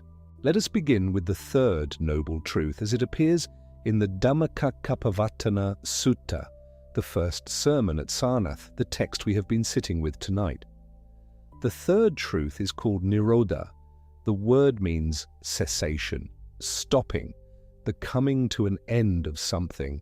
And the sutta is precise about what it is that ceases. It is not life that ceases. It is not sensation, not feeling, not the capacity to be moved by the world. It is not the world itself that is supposed to stop. What ceases is tanha, the thirst, the craving. The text says, the remainderless fading away and cessation of that same craving, the giving up and relinquishing of it, freedom from it, non-reliance on it. Sit with those words for a moment. Remainderless, fading away, giving up, relinquishing, freedom from, non-reliance on. These are not words describing obliteration. They are words describing release. The letting go of a grip you did not know was costing you so much, until perhaps for one moment you felt your hand open. Take a slow breath now. In through the nose and out. Notice the bed, the pillow, the weight of your own body resting against something solid.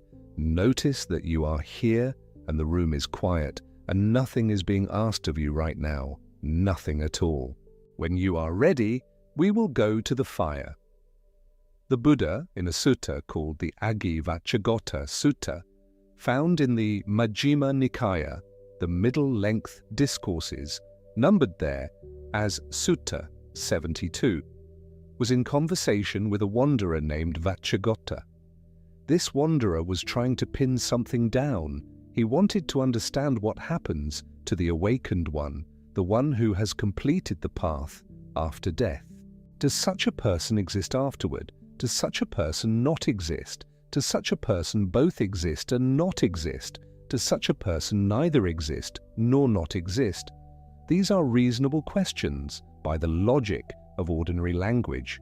If a person is somewhere, we say they exist. If they are nowhere, we say they do not exist. This seems like it should cover every possibility. The Buddha said none of the four positions applied. Vacchagotta was confused. He said this was a thicket, a wilderness. He said he was bewildered. And then the Buddha asked him something. He said, suppose a fire were burning in front of you. If someone asked, what is the fire burning on? What would you say? Vacchagotta said, I would say it is burning on grass and sticks and wood. The Buddha said, good. Now suppose that fire goes out. Someone asks you, where did the fire go? North, south, east, west? What would you say? And Vacchagotta understood. You would say the question does not apply. The fire went nowhere. The categories of location and the directions of a compass, north and south and east and west, none of them fit what has happened to an extinguished fire. The question itself is formed by assumptions that stop working at the moment the flame goes out. The Buddha said, in the same way the one who has been liberated, the categories of exists and does not exist, both and neither, they do not apply. The question is what the text calls unfit, inappropriate, not wrong exactly, but formed for a different kind of thing. This is not evasion. It only sounds like evasion if you are listening for a yes or a no. What the Buddha is doing is pointing at the limits of the very categories we use to think about continuity and identity. The same categories that he argued are part of what keeps us bound. The question assumes a fixed, locatable, definable self that must go somewhere or not go somewhere, and that assumption is precisely what the teaching is calling into question. So what does go out? The thirst, the clinging, the grasping that is itself the fire.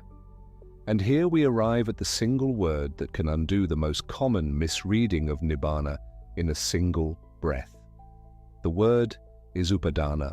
In Pali, the language of the earliest Buddhist texts, the language in which these teachings were first collected and preserved, upadana has two meanings that are not merely related by coincidence.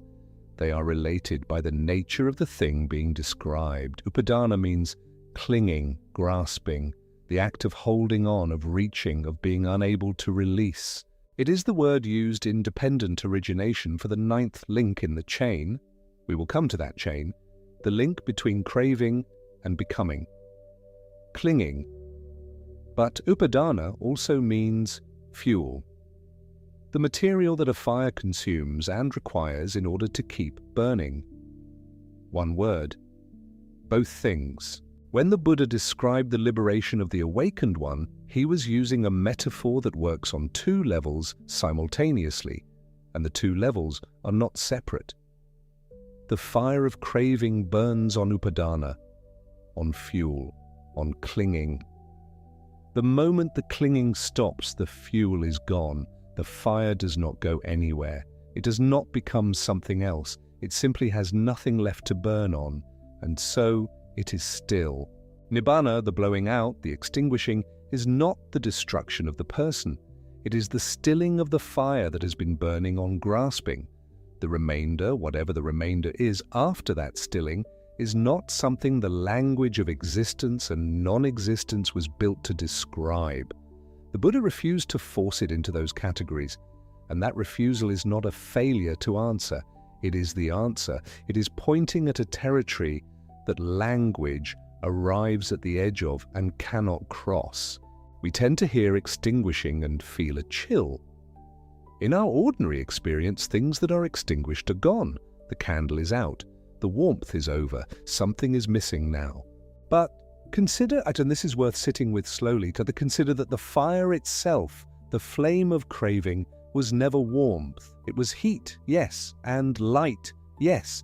But the fire we are talking about is the one that causes the jolting axle, the wheel that cannot run true, the second dart that we fire into ourselves every time we feel pain and immediately reach for something to make it stop, or something to flee toward, or the desperate wish to simply not be here at all. That fire, when it goes out, takes with it the burning. What is left when burning ends is not the void. It is rest. Breathe in. Long, easy breath out. The room holds you. The dark holds you. You do not need to follow every word or understand every term. You can simply let the sounds move through you the way water moves through smooth stone, not explaining anything, just passing, leaving a kind of coolness behind. Now, the Western misreading. It is worth understanding how the idea that Nibbana means nothingness entered the conversation, because it entered with some force, and it has been hard to dislodge. In the 19th century, Buddhist texts were being translated into European languages for the first time in a systematic way. This was the great age of Orientalist scholarship, serious, often sincere, sometimes condescending, always shaped by the assumptions of the translators. Many of these early translators were working within a philosophical atmosphere that had been deeply marked by the thought of Arthur Schopenhauer, who had his own ideas about Eastern wisdom and what it amounted to. Schopenhauer believed that existence was fundamentally driven by a blind, suffering will, and that the highest wisdom was the denial of that will, a kind of philosophical self-dissolution, a retreat from the whole project of being. When these scholars encountered the Buddhist texts and found the word nibbana, extinguishing, blowing out, they heard it through Schopenhauer's ears, more or less.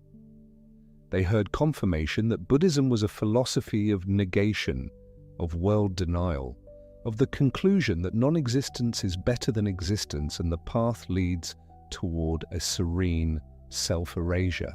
This reading was not entirely invented. There are passages in the texts that, read in isolation, can sound like they support it. The tradition is vast, and it contains voices that lean in many directions. But the scholarly consensus that has emerged over the following century and a half, through the work of people like Stephen Collins, whose book, Nirvana and Other Buddhist Felicities, examines these questions with great care, is that the nihilism reading is, as Collins and others have argued, largely a Western projection. The texts themselves actively resist it. The Buddha in the Dhammacakkappavattana Sutta is not saying the awakened one dissolves into nothing. He is saying the question you are asking cannot reach what actually happens. He is refusing the annihilation interpretation just as firmly as he refuses the eternal existence interpretation. Neither. Not that either. What makes this more than a philosophical technicality is what the texts say Nibbana positively is. Because this is another thing the nihilism reading gets wrong. It assumes that if Nibbana is not an eternal afterlife, it must be nothingness. It treats these as the only two options. The texts do not agree. In various suttas, Nibbana, the state, the reality, whatever it is described with real words. Actual characterizations, not evasions. There is asankhata, the unconditioned. Everything we ordinarily experience is conditioned. It arises because of causes. It depends on other things. It is subject to change and decay because the things it depends on change and decay. Asankhata means not conditioned in that way. Not arising from causes in the ordinary sense. Not subject to the impermanence that follows from being built out of other impermanent things. There is amata, the deathless, the undying. This word is striking given how heavily the nihilism misreading emphasizes extinction. The undying is not a description of obliteration. There is santi, peace. The texts use this word with a particular quality, not the peace of exhaustion or the peace of resignation or the hollow quiet of simply not feeling. A peace that is itself a characteristic, a feature, something with its own texture. And there is, in verses 203 and 204 of the Dhammapada, one of the best-known texts in the Pali Canon, a collection of verses attributed to the Buddha, there is paramam sukham, the highest happiness, the supreme ease. These are not the descriptors you reach for when you are trying to communicate that something is nothing. The highest happiness, the deathless peace, the unconditioned. These are words pointing at something the translator's nihilism framework had no room for, a state that is not an afterlife in the theistic sense, and not annihilation in the materialist sense, but something the ordinary binary does not contain. This is the corrective. This is what the texts actually carry if you let them speak in their own register rather than through the overlay of 19th century European philosophical pessimism.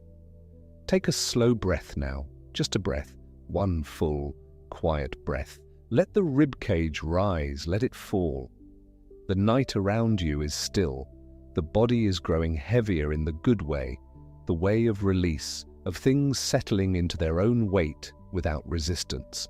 We have been sitting with a question about fire, about what it means for a fire to be extinguished, whether extinguishing is loss or whether it is relief. Whether the going out of craving leaves a void or leaves something that the word void was not built to hold. Let us explore a story about this. There was once a woman who worked as a potter in a small town near a river. She had been making pots for 30 years. Her hands knew the clay the way some people know a language they have spoken since childhood, not by thinking, but by feeling, by the small automatic adjustments of pressure and angle that the fingers make without being asked. She was skilled. People came from other towns for her pots, but she had a habit. Every pot she made she worried about, not while making it. While making it, she was entirely present, which is why the pots were so good. The worry came after.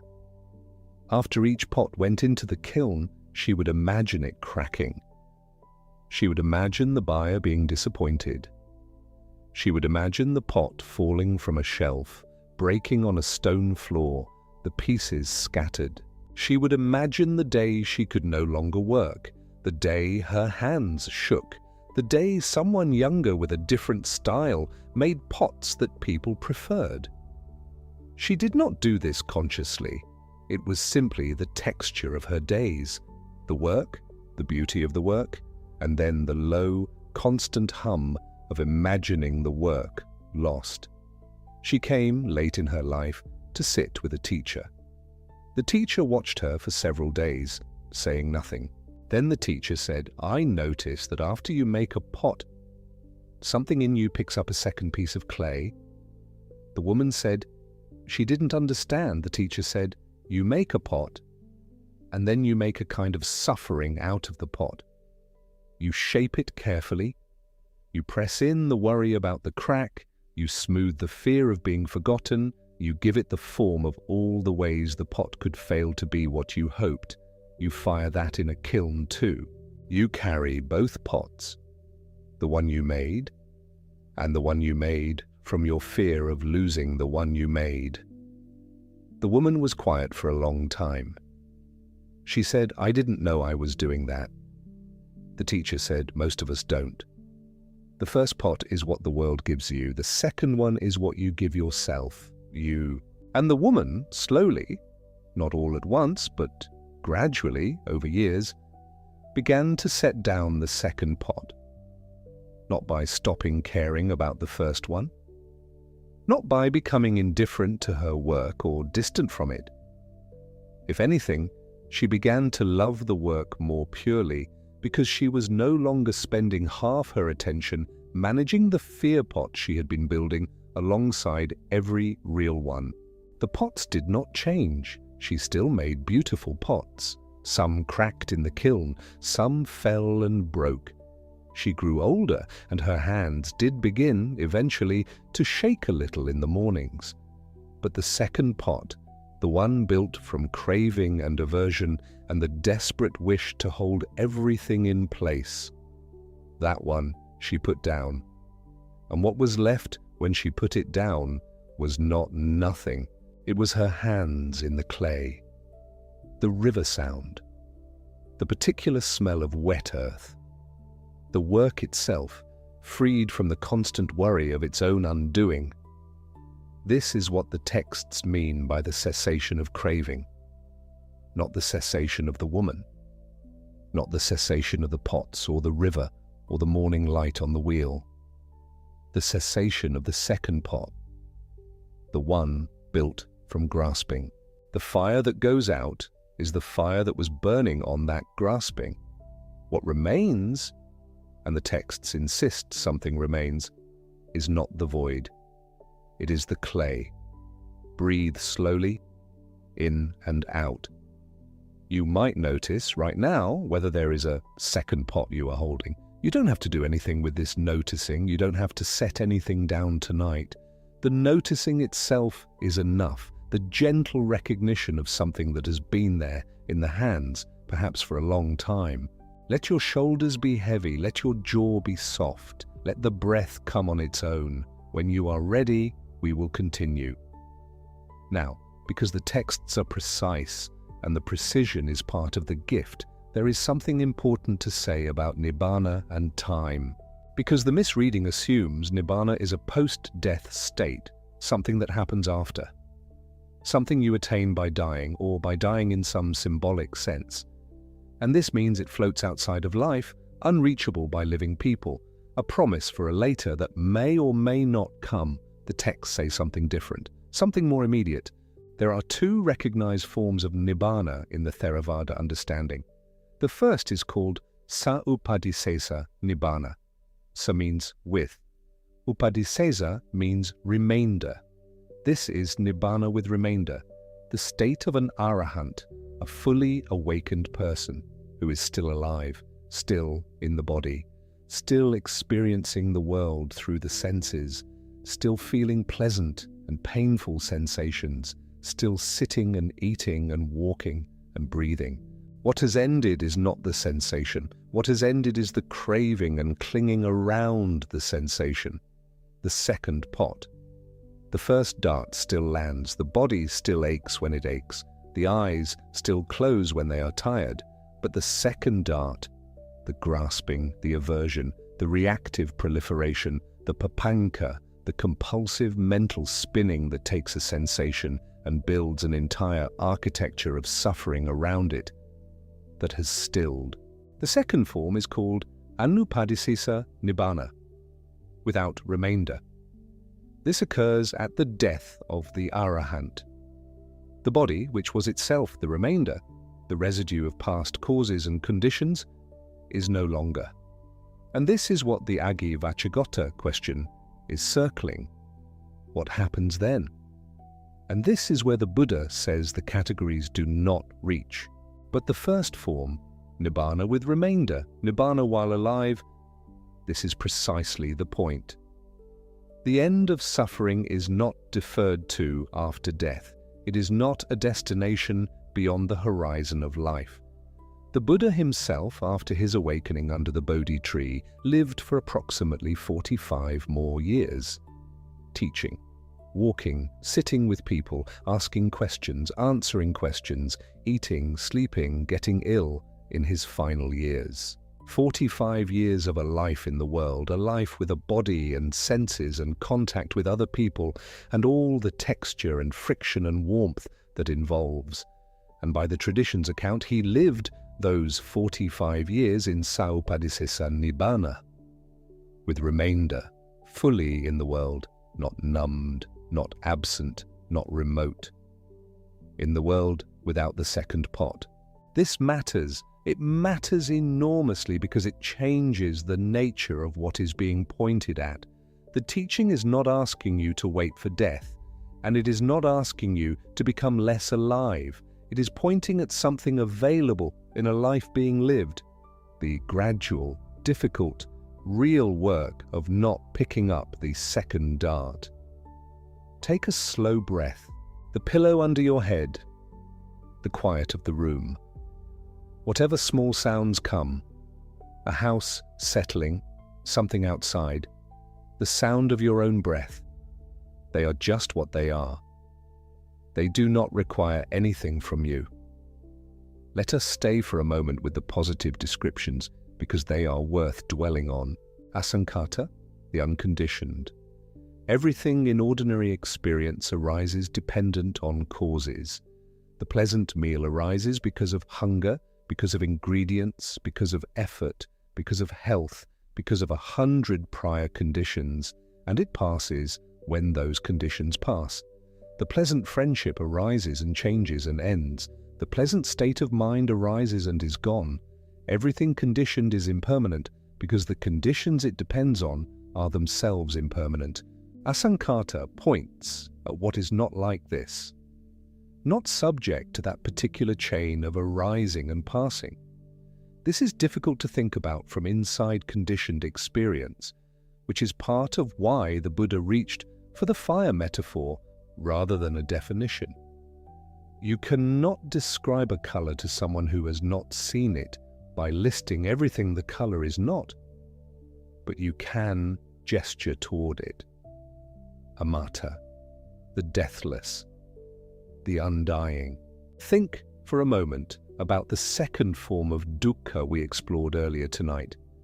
Viparinama dukkha, the suffering of change, the fact that even pleasant things are a source of subtle suffering because they end.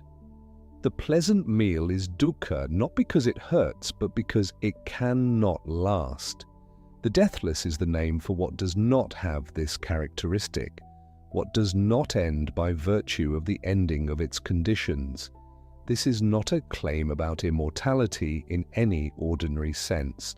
It is pointing at the same place the unconditioned is pointing. Santi, peace. This word in Pali does not mean the peace of exhaustion or the peace of numbness. It does not mean the silence after something loud, or the stillness of something that was once moving and has now merely stopped. It carries something warmer than that, something more like what you find at the end of a very long day of honest work. Not emptiness, but a kind of completion, a settledness that is itself a form of fullness. And paramam sukham, the highest happiness. The Dhammapada places this in verses 203 and 204, a text that is among the most widely memorized in the Theravada tradition, verses that practitioners have recited for centuries. The highest happiness. These four, the unconditioned, the deathless peace, the highest happiness, are not words of annihilation. They are a vocabulary of arrival. The texts are not unanimous or simple about what exactly is being pointed at, and across different schools and centuries the interpretations have diverged in genuine and interesting ways. The Theravada understanding and the Mahayana understanding are not identical.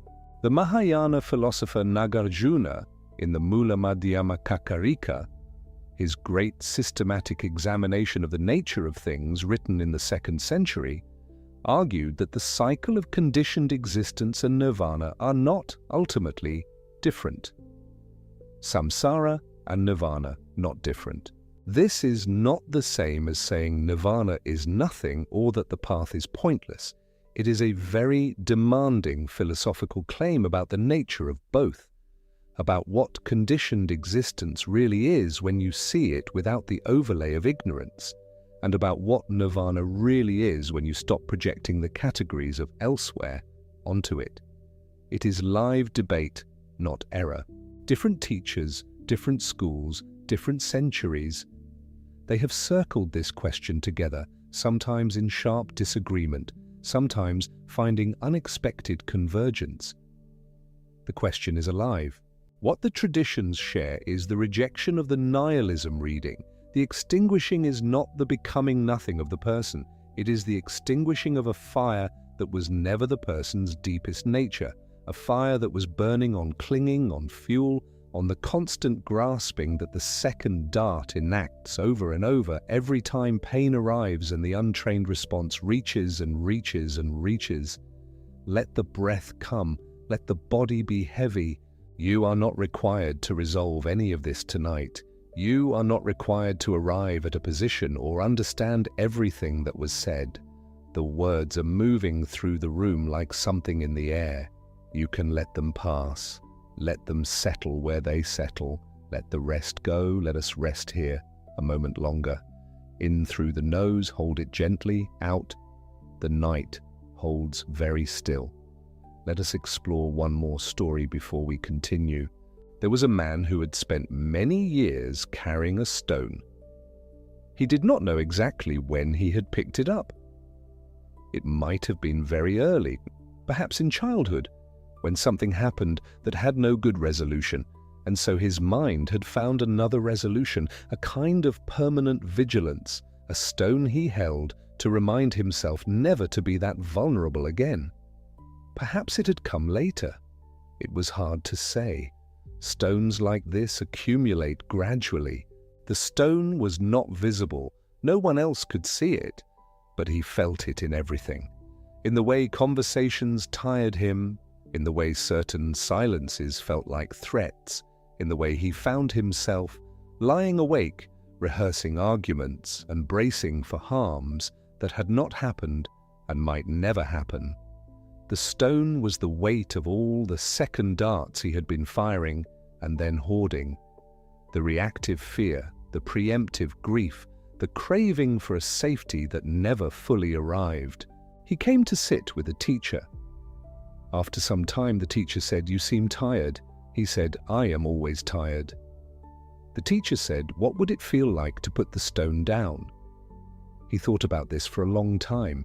He said, "I'm afraid that if I put it down, something bad will happen. That the stone is what has been keeping me safe." The teacher said, "Is that what a stone does? Is a stone held in the hands what has kept you safe from everything you feared?"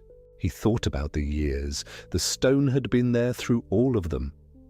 And the things he feared had still come in their various forms. Loss, disappointment, the end of things he had wanted to keep. The stone had not kept them away. It had only made him tired while they came. He said, "Then what would I hold instead?" The teacher said, "Nothing. You would hold nothing. Your hands would be empty, and they would also be free." He did not put the stone down immediately. No one does. But he began to notice when he was picking it up. He began to see the moment when pain arrived and his hands immediately closed around the familiar weight, the craving for escape, the craving for the pain to be other than it was, the second dart already in the hand before he had even thought to reach for it.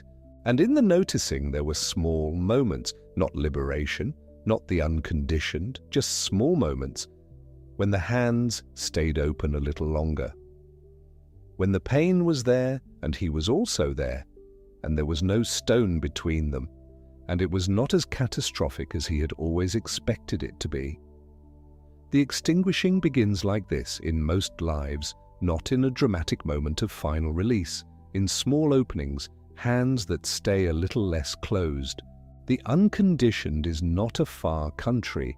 It is the quality available in any moment when the fire of grasping burns a little less fiercely, when the second dart is noticed before it is thrown, when the fuel of clinging is, for one breath, not added to the flame. This is what Nirodha, the third noble truth, cessation, is pointing at. Not a theological claim about what happens after death, a practical description of what becomes possible when craving thins. Breathe. Just that. Just a breath in the quiet. The body settling. The mind perhaps quieter than it was at the beginning of this. Perhaps not. Either way is fine. Either way you are here, and the room is steady, and the teaching is not asking anything of you tonight. We have been sitting with the fire and its fuel.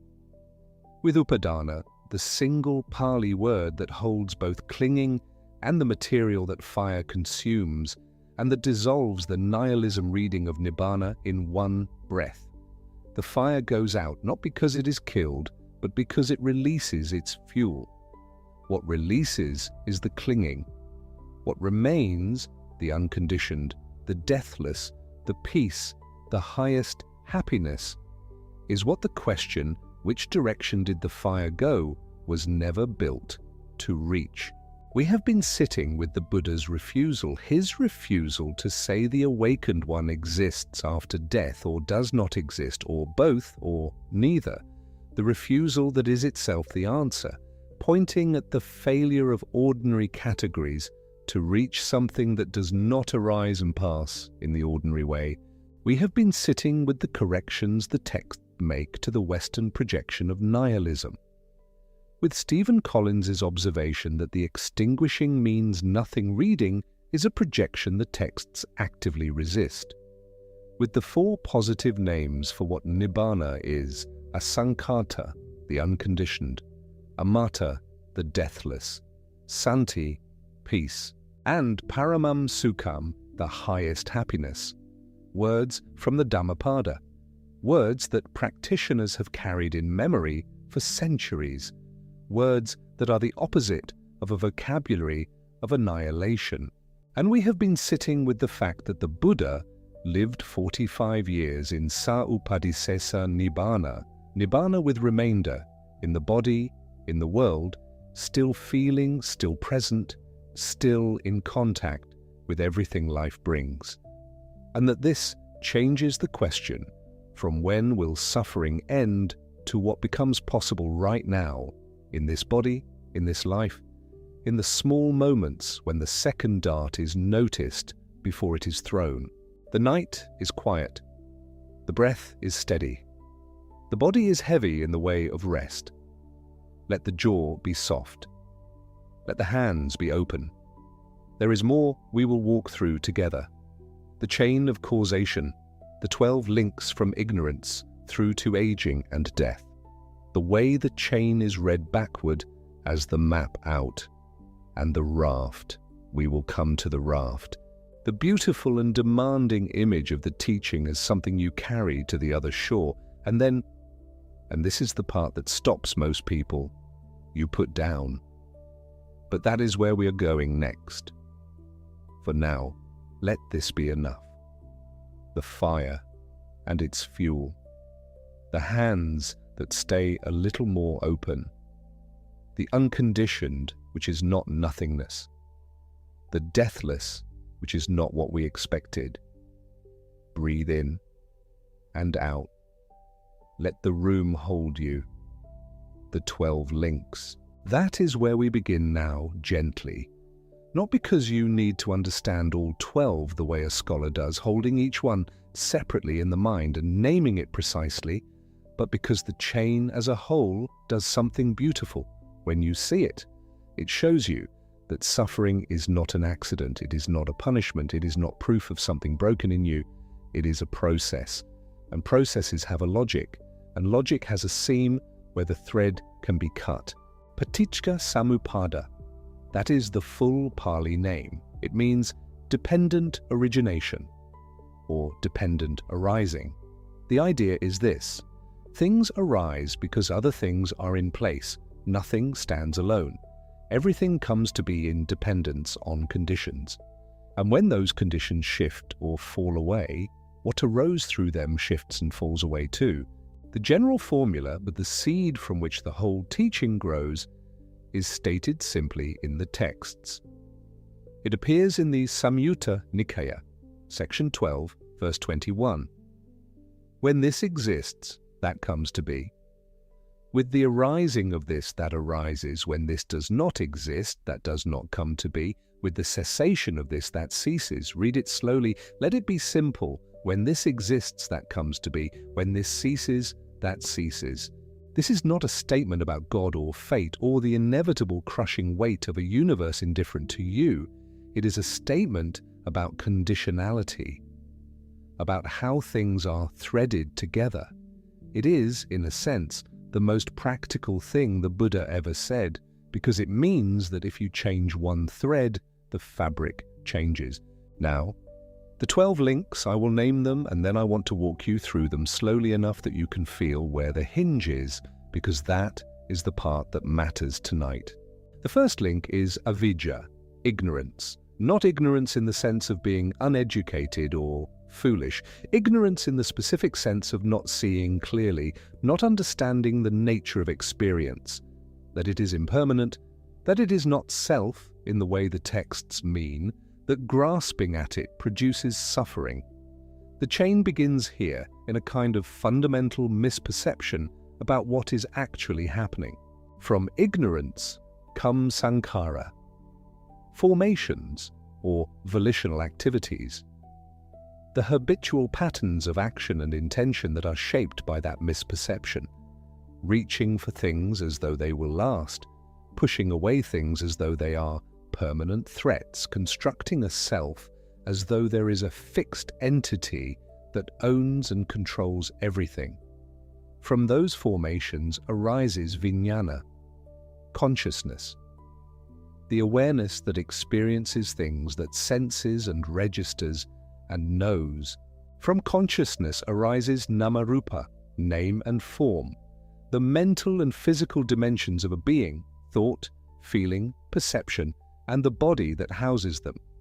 From name and form arise the salayatana, the 6 sense bases, the eye, ear, nose, tongue, body, and the mind itself, which the Buddhist tradition counts as a sense that perceives mental objects the way the eye perceives shapes and light. From the 6 sense bases comes phassa, contact. The moment when sense meets object, when the eye meets a color, when the ear meets a sound, when the mind meets a thought rising in the night, quiet. From contact arises vedana, feeling tone, not emotion in the full sense, but the bare quality of pleasant, unpleasant, or neutral that colors each moment of contact.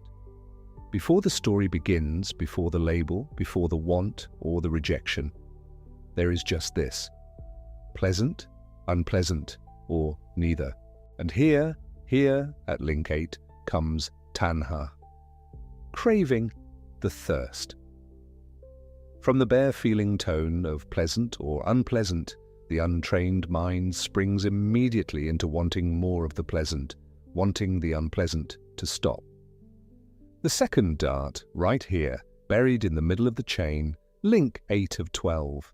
From tanha arises upadana, clinging, grasping, fuel. The craving thickens and becomes a grip. What was thirst becomes a vice, a held thing. We have stayed with this word before, how it means both clinging and fuel, how the fire of suffering burns because it keeps finding something to hold on to. From clinging comes bhava, becoming.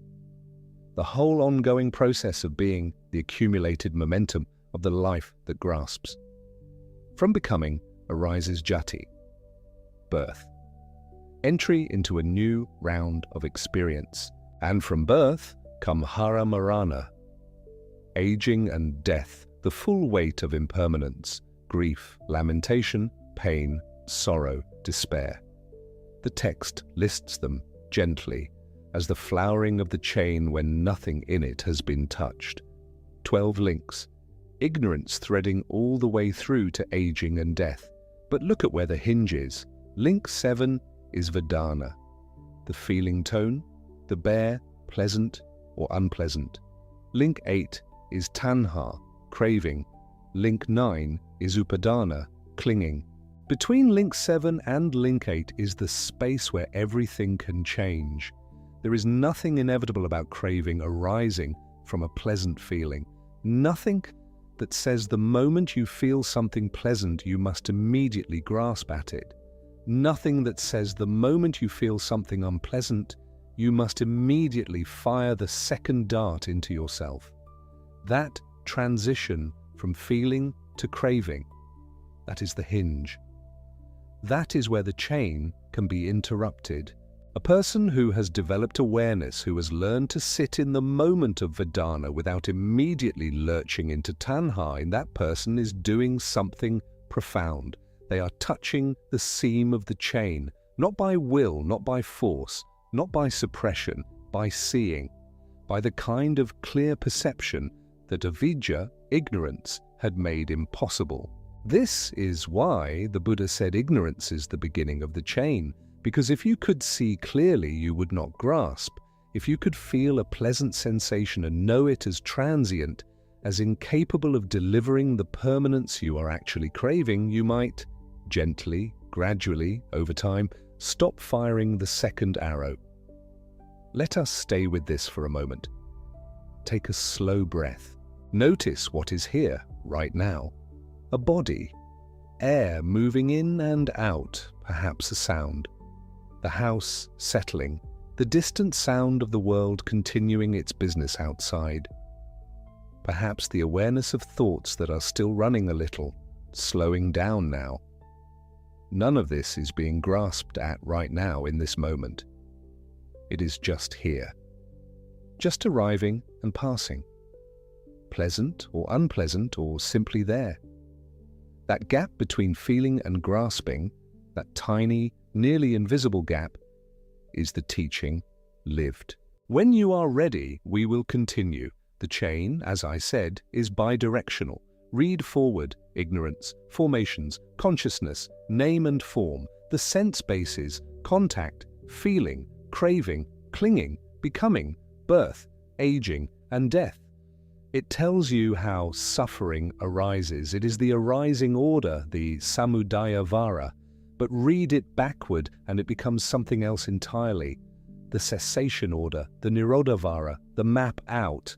If craving ceases, and the third noble truth, nirodha, says it can, dandi, then clinging ceases. If clinging ceases, then becoming ceases.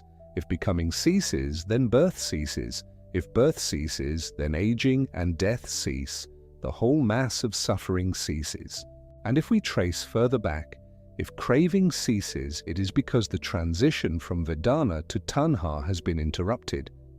And that interruption becomes possible when ignorance, avidya, has been displaced by clear seeing, by the understanding of how things actually are.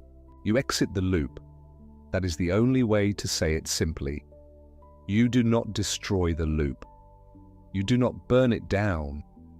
You do not escape into some other dimension where suffering never existed. You exit. The loop loses its power over you because you stop feeding it, because the fuel upadana, clinging, is no longer supplied.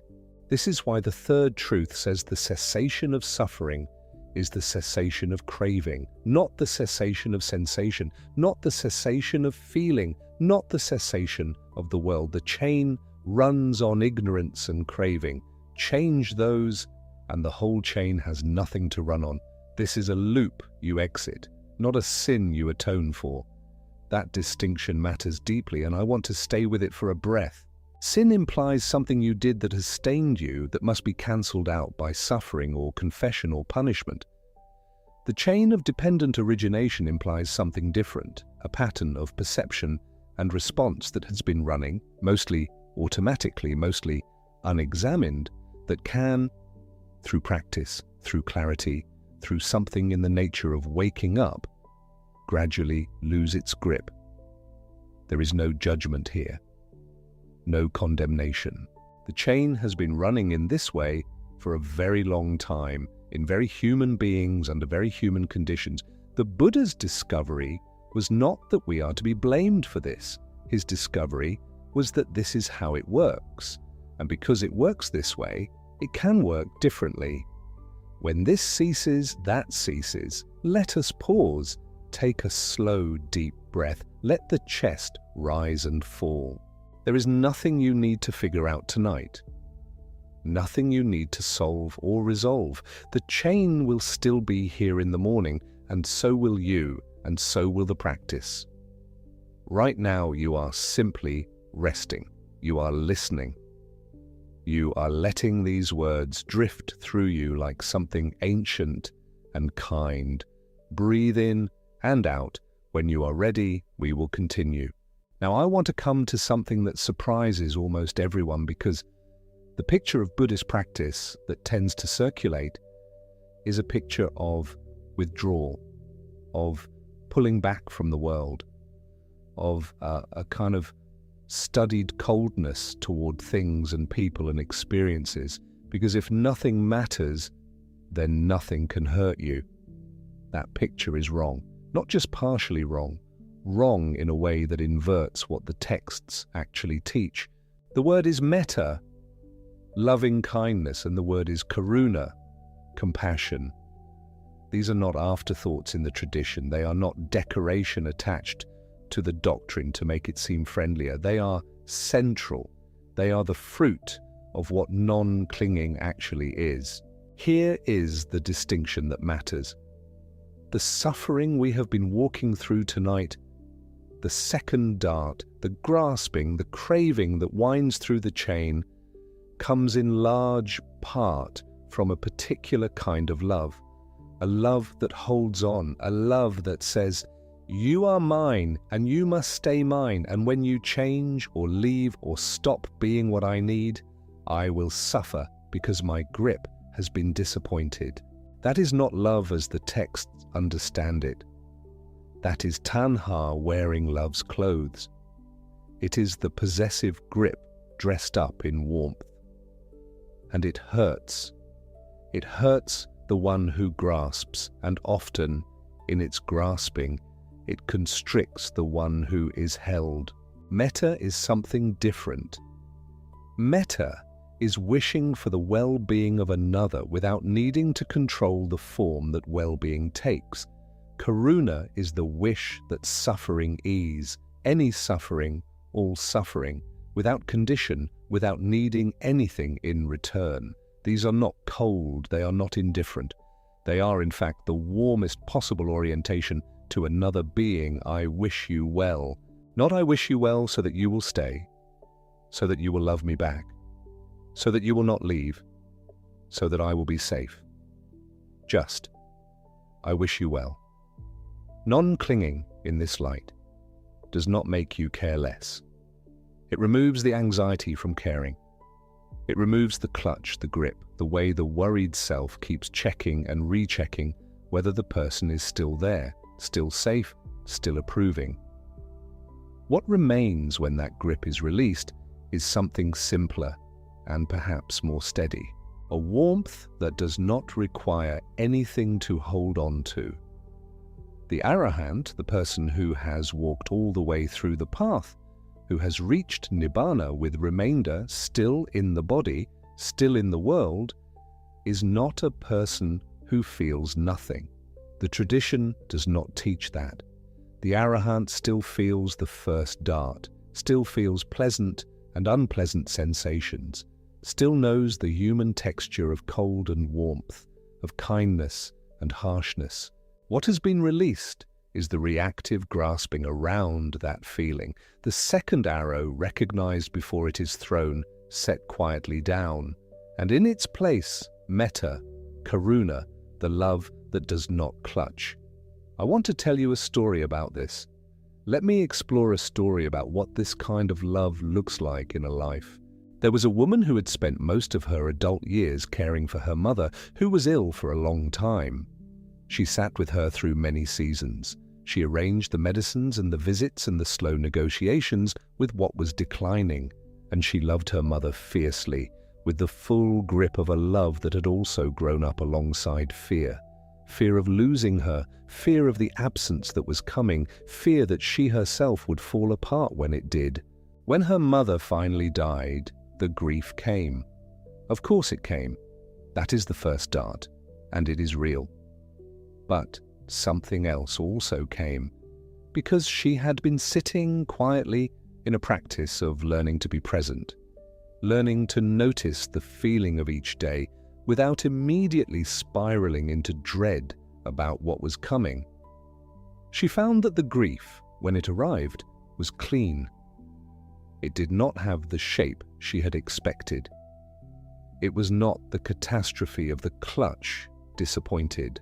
It was the grief of having loved someone who was now gone. Full, true, and somehow bearable. She said later that what surprised her most was that she still felt her mother. Not in a metaphysical sense she needed to defend, just in the ordinary sense that love without the grip does not disappear when the object of it is gone. It changes. It softens into something she could not quite name.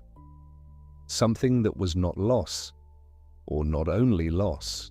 This is what the texts are pointing at when they say that non-clinging deepens love, not by reducing it, by removing from it the thread of self-protection that had been tangled up inside it all along. The fear was not love. The fear was the second dart dressed in love's clothing. And when the fear was, through practice, through time, through sitting with the chain and learning where the hinge is, when it was gently released, what remained was something more like metta, more like karuna. Wish you well. I wish you well. Even now. Let us pause here. Take a slow, deep breath. Notice where the body is soft. The hands, if they have been holding on to something without knowing it, let them open slightly. The jaw, the throat. Let the breath come and go on its own. When you are ready, we will come to the raft. The raft. The image comes from a sutta called the Dhammacakkappavattana Sutta, and it appears in the collection known as the Majjhima Nikaya as the 22nd discourse. It is one of the Buddha's most careful, most demanding teachings, and it is also one of the most freeing.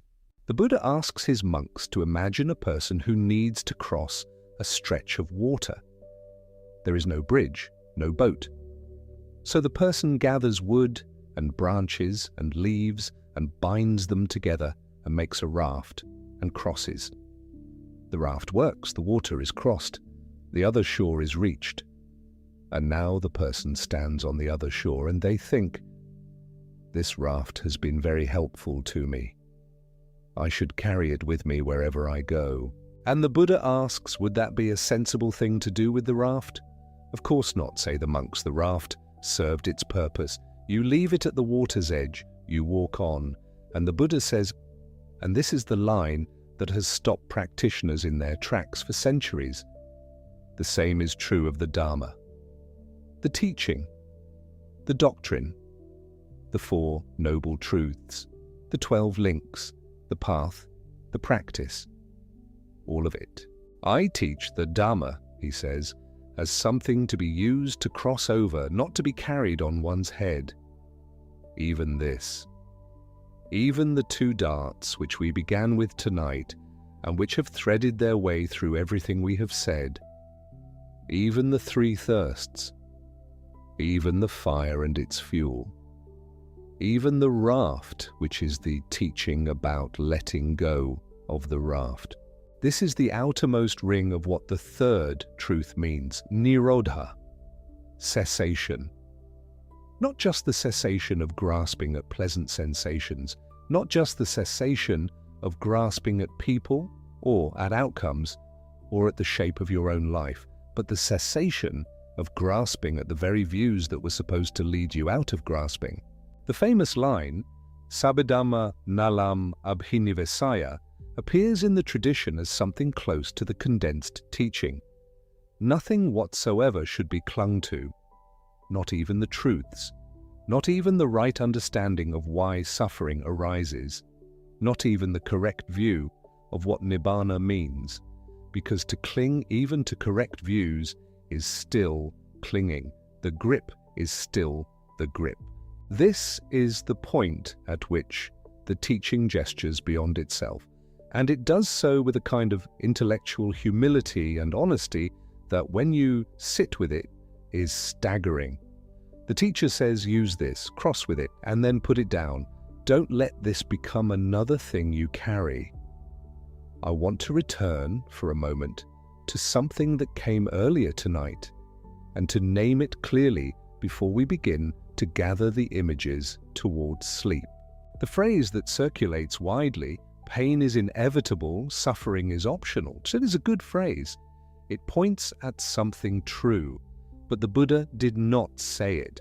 The canonical image is the two darts from the Sallatha Sutta, the second discourse in the Samyutta Nikaya's 36th section. An untrained person struck by pain reaches for pleasure to escape it, and in reaching fires a second dart into themselves. A trained person struck by the same pain does not fire the second. This is the actual teaching with its mechanism intact. The modern paraphrase smoothed it into a slogan. Slogans are faster, but they lose the question that the mechanism raises. What is the second dart? Who fires it? And the part the slogan skips, how? The how is the chain. The how is the gap between vedana and tanha, between the bare feeling tone and the grasping response. The how is the practice of noticing, of sitting in the seam of the chain and learning, slowly, what it feels like to let the moment be what it is before the next arrow is notched. The how is long, and it is patient, and it is ordinary. It happens in the small decisions of each day. In the moment when something irritates you and you notice the irritation before you act on it. In the moment when something beautiful moves you and you enjoy it without immediately grasping at it, trying to make it stay. In the moment in the night when the mind starts up its catalogue of what has gone wrong and what might still go wrong, and you notice, just notice, the weight of the second dart about to leave the string. In that noticing, something small and real and possible opens. And now let us rest in what we have walked through tonight, not to summarize it, not to test whether you have remembered it. You do not need to remember any of it. If one image stayed with you, if just one thread caught on something, let that be more than enough. We began with two arrows. The first is the dart life throws at you. Pain, loss, illness, the ordinary weight of being a body in the world that changes. It is real. You cannot talk your way out of it or think your way past it. The first dart lands.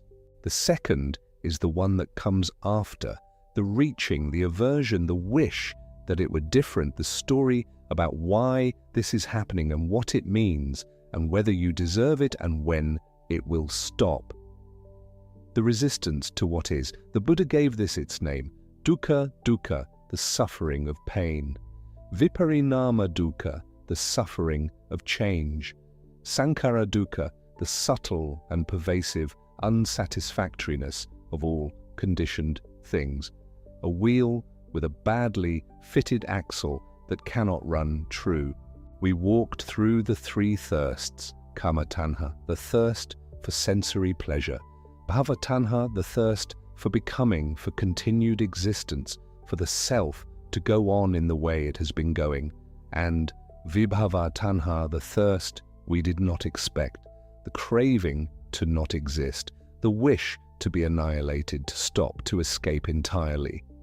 Even this, even the exhausted wish that the whole thing would simply end, is still tanha, still a form of the grasping that creates the second dart, the escape that binds. We came to the fire, nibbana, blowing out, extinguishing, and the single word that changed everything, upadana, clinging, fuel. The fire does not go out because it is destroyed. It goes out because it stops reaching for the next thing to burn. And when the Buddha was asked plainly and directly where the awakened one goes after death, whether they exist or do not exist, he said, the question does not apply. Which direction does an extinguished flame travel? The categories of existing and not existing can no longer grasp the situation. This is not an evasion. This is the most precise answer the situation admits. We stayed with what the tradition does say in its positive voice about what nibbana is. Asankata, the unconditioned, the one thing in the universe not arising in dependence on conditions. Amata, the deathless. Santi, peace. Paramam sukham, the highest happiness. Words from the Dhammapada, ancient words, in every way the opposite of the vocabulary of annihilation, and we walked the chain, avidya, ignorance, threading through the formations, through consciousness, through name and form, through the sense bases and contact and feeling, down to the hinge at tanha and upadana, through becoming and birth to aging and death, the arising order. But the chain reads both ways. When craving ceases, clinging ceases. When clinging ceases, becoming ceases. When becoming ceases, the whole downstream mass, birth, aging, death, grief, lamentation, the full catalogue ceases, the loop you exit, not the sin you atone for. And we came to metta, to karuna, the warmth that is possible when the grip is released. Not less care, not withdrawal. The love that does not clutch. The wishing well that does not require the one you wish well to stay in place, to perform, to meet your need. What remains when the fear wrapped in love is unwound? Something steadier, something more real. And we came to the raft. You cross, you arrive, you put it down and walk on, even the teaching, even this. The night is very quiet now. There is nothing left to understand. There is nothing to carry forward into sleep. These words were a raft tonight, nothing more and nothing less. They moved you perhaps a small distance across some water, and now they can be set at the edge of the shore without ceremony. You do not need to have followed every step.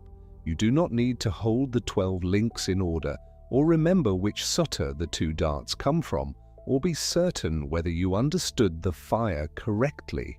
The tradition has been held by careful people for 25 centuries. It will continue to be held. Your job tonight is simply to rest. What the Buddha taught at its heart is this. There is a second dart, and you do not have to throw it. The first will come.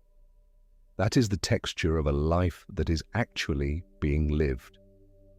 Cold nights, difficult seasons, the body's ordinary complaints, the quiet aches that do not always have names. The first dart lands. That is not something you arranged or deserved or failed to prevent. It is the nature of conditioned existence. But the second, the reaching, the grasping, the aversion, the story that multiplies the pain into something much larger than the original. That is the one with the hinge. That is the one that the chain makes visible. That is the one the practice is for. And the practice is gentle. And it is long. And it asks for nothing dramatic. Only for this: to notice with a little more clarity than before what happens in the small space between feeling and grasping. To sit in that space, Lord, if only for a breath, if only for a moment more, before the dart leaves the string. That is enough. That has always been enough. Let the arms be heavy. Let the legs go soft. Let the breath go where it wants to go, without direction, without effort, without anyone managing it. The house is quiet, or nearly quiet. The day is finished.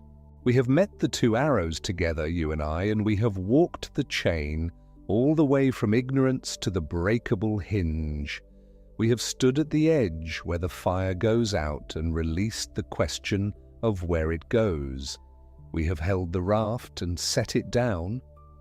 We have found in the original language a word, upadana, that means both the thing that keeps the fire burning and the thing you release when you are ready. Clinging, fuel. The same word for what holds you and what you can slowly, gently, over time, let go of. You are not broken. The mind that runs in the night is not a broken mind. The ache that does not quite have a name is not a verdict on you. The thirst, even the thirst for everything to stop, is a known thing, an ancient thing, a thing the tradition has met with gentleness and without judgment for a very long time. You were seen tonight exactly where you are. That is all it was. That is all it needed to be.